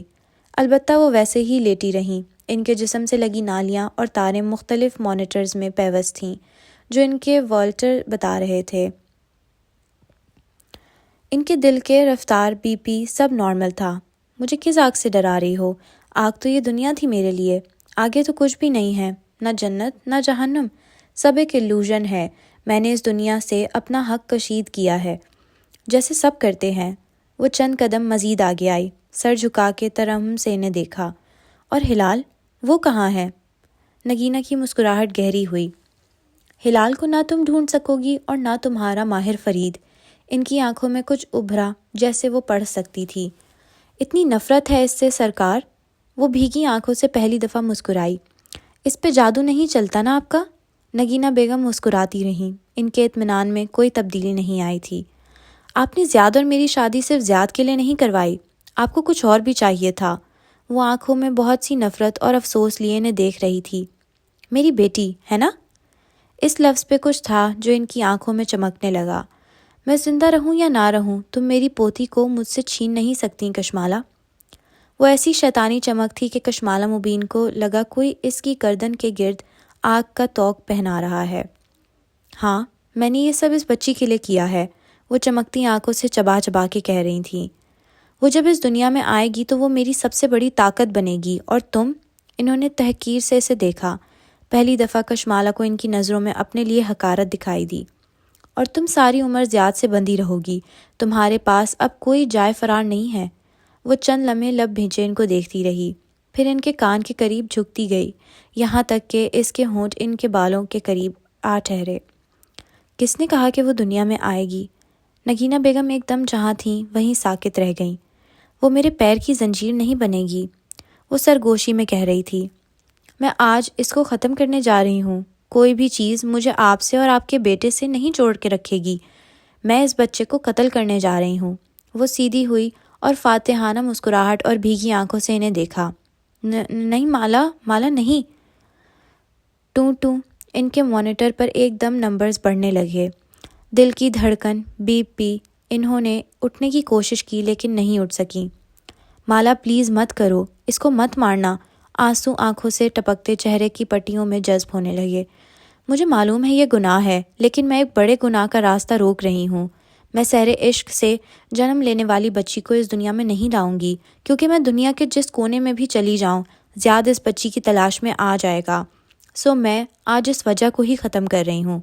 نہیں پلیز، خدا کا واسطہ۔ انہوں نے کپ کپاتے نہیں ہاتھ جوڑے جن سے بہت سی تاریں پیوست تھیں۔ خدا کہاں سے آ گیا؟ جنات کو بلائیے سرکار، اپنے جنات کو۔ وہ دبا دبا سا غرائی۔ اور اپنے قاتل بیٹے کو بھی بلائیے۔ آج کوئی انسان یا جن مجھے یہ کرنے سے نہیں روک سکے گا۔ اب یہ فیصلہ میں کروں گی، میں۔ سینے پر انگلی سے دستک دی، آنکھیں سرخ ہو رہی تھیں۔ نہیں پلیز نہیں، وہ چلانے لگیں۔ مالا نے بیل پر انگلی رکھ دی، دروازہ دھاڑ سے کھلا اور اسکربز میں موجود اسٹاف بھاگتا ہوا اندر آیا۔ میں ان کی بہو ہوں، یہ بہت تکلیف میں ہے۔ وہ آنکھیں صاف کرتے ہوئے سنجیدگی سے انگریزی میں کہنے لگی۔ کیا ان کو مزید پین کلر دیے جا سکتے ہیں؟ میں چاہتی ہوں کہ یہ چند گھنٹے تک سوتی رہیں۔ نگینہ بیگم چلاتے ہوئے سر تکیے پر مار رہی تھیں، ان کا جسم بھی جھٹکے کھا رہا تھا۔ دونوں اسٹاف ممبرز میڈیکل لینگویج میں چلاتے ہوئے کچھ کہہ رہے تھے، غالباً ان کو کوئی انجیکشن دیا جانے لگا تھا۔ نہیں پلیز مالا، یہ مت کرو۔ وہ آنسو رگڑ کے صاف کر چکی تھی، اب جذبات سے عاری چہرے کے ساتھ ان کے بیڈ کی پائنتی کے ساتھ کھڑی رہی، بنا پلکے جھپکائے وہ انہیں دیکھ رہی تھی۔ بلائیں ان کو، اپنے موکلوں کو بلائیں نا، وہ دبا دبا سا اردو میں بولی۔ ایک نرس اب ان کی آئی وی میں کچھ انجیکشن لگا رہی تھی۔ نگینہ بیگم نے آنکھیں بند کیں، ہونٹ ہلانے کی کوشش کی، کچھ پڑھنا چاہا، لیکن جسم کی طاقت اب ختم ہو چکی تھی۔ اوپر سے دوا کا اثر بھی شدید تھا، ان کا ذہن اندھیروں میں ڈوبنے لگا۔ نہیں پلیز نہیں، وہ بچی بہت قیمتی ہے۔ وہ بند آنکھوں سے غنودگی میں جاتی بڑبڑا رہی تھیں، جسم اب ڈھیلا پڑتا جا رہا تھا۔ کشمالہ مبین نے افسوس سے سر جھٹکا اور باہر کی طرف بڑھ گئی۔ اس کو اب کسی انسان یا جن کا خوف نہیں رہا تھا۔ ہسپتال کے اس کمرے کا منظر اب قدرے بدلا ہوا تھا۔ نیم تاریخ خاموشی، فضا کا بوجھل پن اور نگینہ سلطان پرسکون جسم جو دواؤں کے زیر اثر غنودہ تھا۔ زیاد سلطان کاؤچ پر بیٹھا تھا، ٹانگ پر ٹانگ جمائے، دونوں ہاتھوں میں موبائل پکڑے اس پر انگلیاں چلاتا ہوا۔ دفتن اسکرین پہ میسج ابھرا۔ کچھ عجیب سا ہے زیاد بھائی، صبح کشمالہ کام پہ نہیں آئی، پھر اس نے مجھے کال کر کے کہا آج میں آف کر لوں۔ وہ آپ کی والدہ سے ملنے ہسپتال جا رہی ہے، وہاں سے وہ گھر جائے گی۔ جب تک میں یہاں پہنچا وہ ہسپتال سے نکل رہی تھی۔ میں کافی فاصلے سے اس کا تعاقب کرتا رہا. وہ گھر نہیں گئی. وہ کیب لے کر ایک کلینک آئی ہے. کافی دیر سے اندر ہے. میں معلوم کرنے کی کوشش کر رہا ہوں کہ وہ یہاں کیوں آئی ہے. زیاد ایک دم سیدھا ہو کے بیٹھا. کانوں میں ایک گھنٹی سی بجنے لگی جیسے قدیم زمانوں میں جنگ سے پہلے شہر والوں کے لیے بجتی تھی. اس کا رواں رواں کھڑا ہونے لگا. وہ صبح ہسپتال آئی تھی؟ جی، میں نے خود اسے یہاں سے نکلتے دیکھا تھا. زیاد نے چونک کر چہرہ اٹھایا. نگینہ بیگم کی غنودہ جسم میں حرکت ہوئی تھی. زیاد، وہ بدقت پلکیں جھپکا کے اسے دیکھنے کی کوشش کر رہی تھی. کشمالہ یہاں آئی تھی؟ وہ اٹھ کے ان کے سرہانے تک آیا. چہرہ سپاٹ تھا اور آواز میں تفتیش. کون؟ ان کے آدھے چہرے سے پٹی جیسے گھلتی گئی تھی. کسی کوڑ کے مریض کی مانند چہرے کا جلا ہوا حصہ بڑھ کے گردن تک پہنچ چکا تھا. وہ کیوں آئی تھی اور آپ کی طبیعت کیوں خراب ہوئی تھی؟ زیاد، نگینہ بیگم نے ایک دم چونک کر گھڑی کو دیکھا جیسے دماغ جاگ گیا ہو. بے اختیار زیاد کا ہاتھ تھاما. اس کو روکو. کس چیز سے؟ اس کا سانس تھم گیا. سارے جواب واضح تھے. وہ آپ کی نفرت میں اس کو مار دے گی. زیاد سلطان ہل نہ سکا، ایسے جیسے نمک کا مجسمہ ہو. کس کو؟ آپ کی بیٹی. ان کی آنکھیں بھیگنے لگیں. اس کو بچا لو، وہ اس کو ختم کر دے گی. بیٹی؟ اسے اپنی آواز کنویں سے آتی سنائی دی. وہ بہت قیمتی ہے، مجھے اس کی ضرورت ہے. انہوں نے اس کا ہاتھ بدقت دونوں ہاتھوں میں پکڑا. آپ کب سے یہ بات جانتی تھی؟ وہ زخمی نظروں سے ان کو دیکھ رہا تھا. وہ اس بچی کو مار دے گی. میری کوئی بیٹی نہیں ہے. ایک دم اس نے زور سے ہاتھ چھڑایا. چہرہ سرخ ہو رہا تھا. آپ نے ہمیشہ کی طرح اپنا کھیل کھیلا اور مجھے اندھیرے میں رکھا. وہ ان پہ جھک کے دبا دبا سا گھرایا. آپ نے مجھ سے وعدہ کیا تھا کہ اپنا بچہ مجھے دو گے. آپ جانتی تھی اور مجھے نہیں بتایا. وہ ان کی بات نہیں سن رہا تھا. زیاد، انہوں نے بھیگی آنکھوں کے ساتھ دونوں ہاتھ جوڑ دیے، لیکن وہ نفی میں سر ہلاتا پیچھے ہٹ رہا تھا. اس بچے کو مت ختم ہونے دینا. وہ رک کے انہی نظروں سے انہیں دیکھنے لگا. وہ بچہ؟ آپ کی بیٹی؟ وہ کشمالہ کو کبھی آپ سے آزادی نہیں لینے دے گی. وہ اس کو زنجیر کی طرح آپ سے باندھے رکھے گی. کوئی دوسرا مرد اس سے شادی نہیں کرے گا. وہ رک رک کے بول رہی تھیں. آنسو پھسل پھسل کے مسخ شدہ چہرے میں جذب ہو رہے تھے. اس کو روکو ورنہ وہ اس کو مار دے گی. مارنے دو. اس کا لہجہ برف تھا، سپاٹ، سرد. نگینہ بیگم کچھ بول نہ سکیں. وہ ان کو اسی حالت میں چھوڑ کے باہر نکل گیا. کیف جمال کی کال آ رہی تھی. چند لمحے وہ گہرے سانس لیتے ہوئے خود کو نارمل کرنے لگا. پھر فون کان سے لگایا. سنو کیف، ابارشن، یہ ابارشن کلینک ہے. اس کا سانس پھولا ہوا تھا. وہ پارکنگ میں کار کے ساتھ کھڑا تھا اور ساتھ ایک اسکرب والی لڑکی تھی. وہ جیب میں چند رول کیے نوٹ ڈالتے ہوئے دائیں بائیں احتیاط سے دیکھ رہی تھی. آپ کی بیوی یہاں ابارشن کے لیے آئی ہے اور وہ پروسیجر روم میں ہے. کیف نے اسے اشارہ کیا. وہ سر کو خم دے کر آگے بڑھ گئی. میں نے ایک اسٹاف کو پیسے دیے ہیں. اس نے بتایا ہے کہ کیف، مزید مداخلت مت کرو. کیف جمال رک گیا. بے یقینی سے فون کان سے ہٹا کے دیکھا. کیا آپ؟ کہا نا تم کوئی مداخلت نہیں کرو گے. اس کے باہر آتے ہی تم مجھے کلینک سے کنفرم کر کے دو گے کہ اس نے پروسیجر کروایا ہے یا نہیں. وہ جو کرنے آئی ہے اسے کرنے دو گے. کیف جمال نے ناسمجھی سے اسے اسبات میں سر ہلا دیا. ان کا تو طلاق کیس چل رہا تھا. ایسی صورت میں تو طلاق رک جاتی ہے. پھر زیاد سلطان کیوں ایسے کہہ رہا تھا؟ خیر، اس سے کیا. وہ کافی دیر پارکنگ میں ڈرائیونگ سیٹ پر بیٹھا اس کلینک کی عمارت کو دیکھے گیا. دفعتاً فون پہ میسج ریسیو ہوا. یہ اسی اسٹاف کا تھا جس کو اس نے پیسے دیے تھے. اس کا پروسیجر مکمل ہو گیا ہے. وہ اس کو کچھ دیر میں ڈسچارج کر دیں گے. اس نے وہ میسج زیاد کو بھیج دیا. خود کلینک کی لابی کو دیکھنے لگا جو شیشے کی دیواروں کے باعث اندر دکھائی دے رہی تھیں. بہت انتظار کے بعد وہ اس کو راہداری میں چلتی دکھائی دی. وہ یہاں سے بھی دیکھ سکتا تھا کہ اس کا چہرہ زرد تھا، آنکھوں تلے ہلکے واضح تھے اور وہ گمسم سی قدم اٹھا رہی تھی. ساتھ ایک لڑکی تھی جو اسکربس پہنے ہوئے تھی اور ایک نسخہ ہاتھ میں لیے اسے کچھ سمجھا رہی تھی. دوائیں، پوسٹ ابارشن کیئر. وہ اسی بے خیالی میں سر ہلا رہی تھی. وہ کار وہاں سے دور لے گیا. وہ اس کو نہیں دیکھ سکتی تھی، نہ وہ اس ذہنی حالت میں تھی کہ اس کی توجہ اس کی طرف جاتی. وہ کافی دیر کلینک کے باہر ایک بینچ پر بیٹھی رہی، نسخہ ہاتھ میں پکڑے، چپ چاپ، سر نیچے گرائے. شاید وہ رو رہی تھی. پھر بدقت وہ اٹھی، موبائل کے بٹن دبائے. اب وہ کیب بلا رہی تھی. کیف جمال نے زیاد کی ہدایت کے برعکس اس کا تعاقب نہیں چھوڑا. وہ یہاں سے فارمیسی گئی، اپنی دوائیں خریدیں اور پھر وہاں سے گھر چلی گئی. جس لمحے وہ اپارٹمنٹ بلڈنگ کے اندر داخل ہوئی وہ دور سے دیکھ سکتا تھا کہ اس کو شاید چکر آ رہے تھے اور وہ دیوار پکڑ پکڑ کے چل رہی تھی۔ کام مکمل ہو چکا تھا۔ اس نے زیاد کو میسج پہ اطلاع دے دی۔ گڈ۔ جوابی میسج فوراً موصول ہو گیا۔ کیف جمال کافی دیر اس میسج کو تکتا رہا، پھر اس نے فون گیلری کھولی، وہاں موجود ماہر کی تصویر نکالی جو اس نے صبح صبح کھینچی تھی جب وہ مالا کی کافی شاپ کی قطار میں کھڑا تھا۔ یہ تصویر اسے زیاد کو بھیجنی تھی۔ وہ زیاد کی آنکھیں تھا، اسے ماہر فرید کی آمد کے بارے میں بتانا چاہیے تھا۔ گڈ۔ اس نے پھر سے زیاد کا میسج پڑھا، انگلیوں نے حرکت کی، انگوٹھے نے ڈیلیٹ کا بٹن دبایا، تصویر مٹ گئی۔ گڈ۔ وہ تلخی سے بڑبڑاتے ہوئے کار اسٹارٹ کرنے لگا۔ اپنے بچے کے مر جانے پہ کون گڈ بولتا ہے؟ وہ زیاد سلطان کو ماہر فرید کی آمد کے بارے میں نہیں بتائے گا۔ اس دنیا میں سب سے قیمتی شے انفارمیشن ہوتی ہے، اور ہر انفارمیشن ایسی نہیں ہوتی کہ وہ اپنے باس کو فراہم کی جائے۔ کیف جمال نے کار سٹارٹ کر کے سڑک پہ ڈال دی۔ ہسپتال کے کوریڈور میں ٹہلتے ہوئے زیاد سلطان نے رک کے کیف کا میسج پڑھا، گڈ لکھ کے بھیجا اور تیزی سے کمرے کی طرف آیا۔ نگینہ بیگم اسی طرح بے چین سی لیٹی تھیں، وہ جیسے بہت تکلیف میں تھیں۔ اسے دیکھ کے چونکی۔ تم نے اسے روکا؟ بھیگی آنکھوں میں امید بھرے پوچھا۔ وہ بچہ ختم ہو گیا ہے سرکار، اور آپ کا کھیل بھی۔ اس کے چہرے پر بہت کچھ تھا، زخمی پن، نفرت، طیش اور ڈھیروں ملال۔ اب میں کبھی اس تکلیف سے نہیں گزروں گا جس سے آپ نے ہلال کے بھائیوں کو گزارا ہے، وہ چبا چبا کے کہتا گیا۔ پھر وہ وہاں رکا نہیں، اگلے ہی لمحے دھڑام سے دروازہ بند کر کے وہاں سے چلا گیا۔ نگینہ سلطان نے شکستگی سے سر تکیے پہ ڈال دیا اور آنکھیں بند کر لیں۔ ان کی ساری دنیا جل کے راکھ ہو گئی تھی۔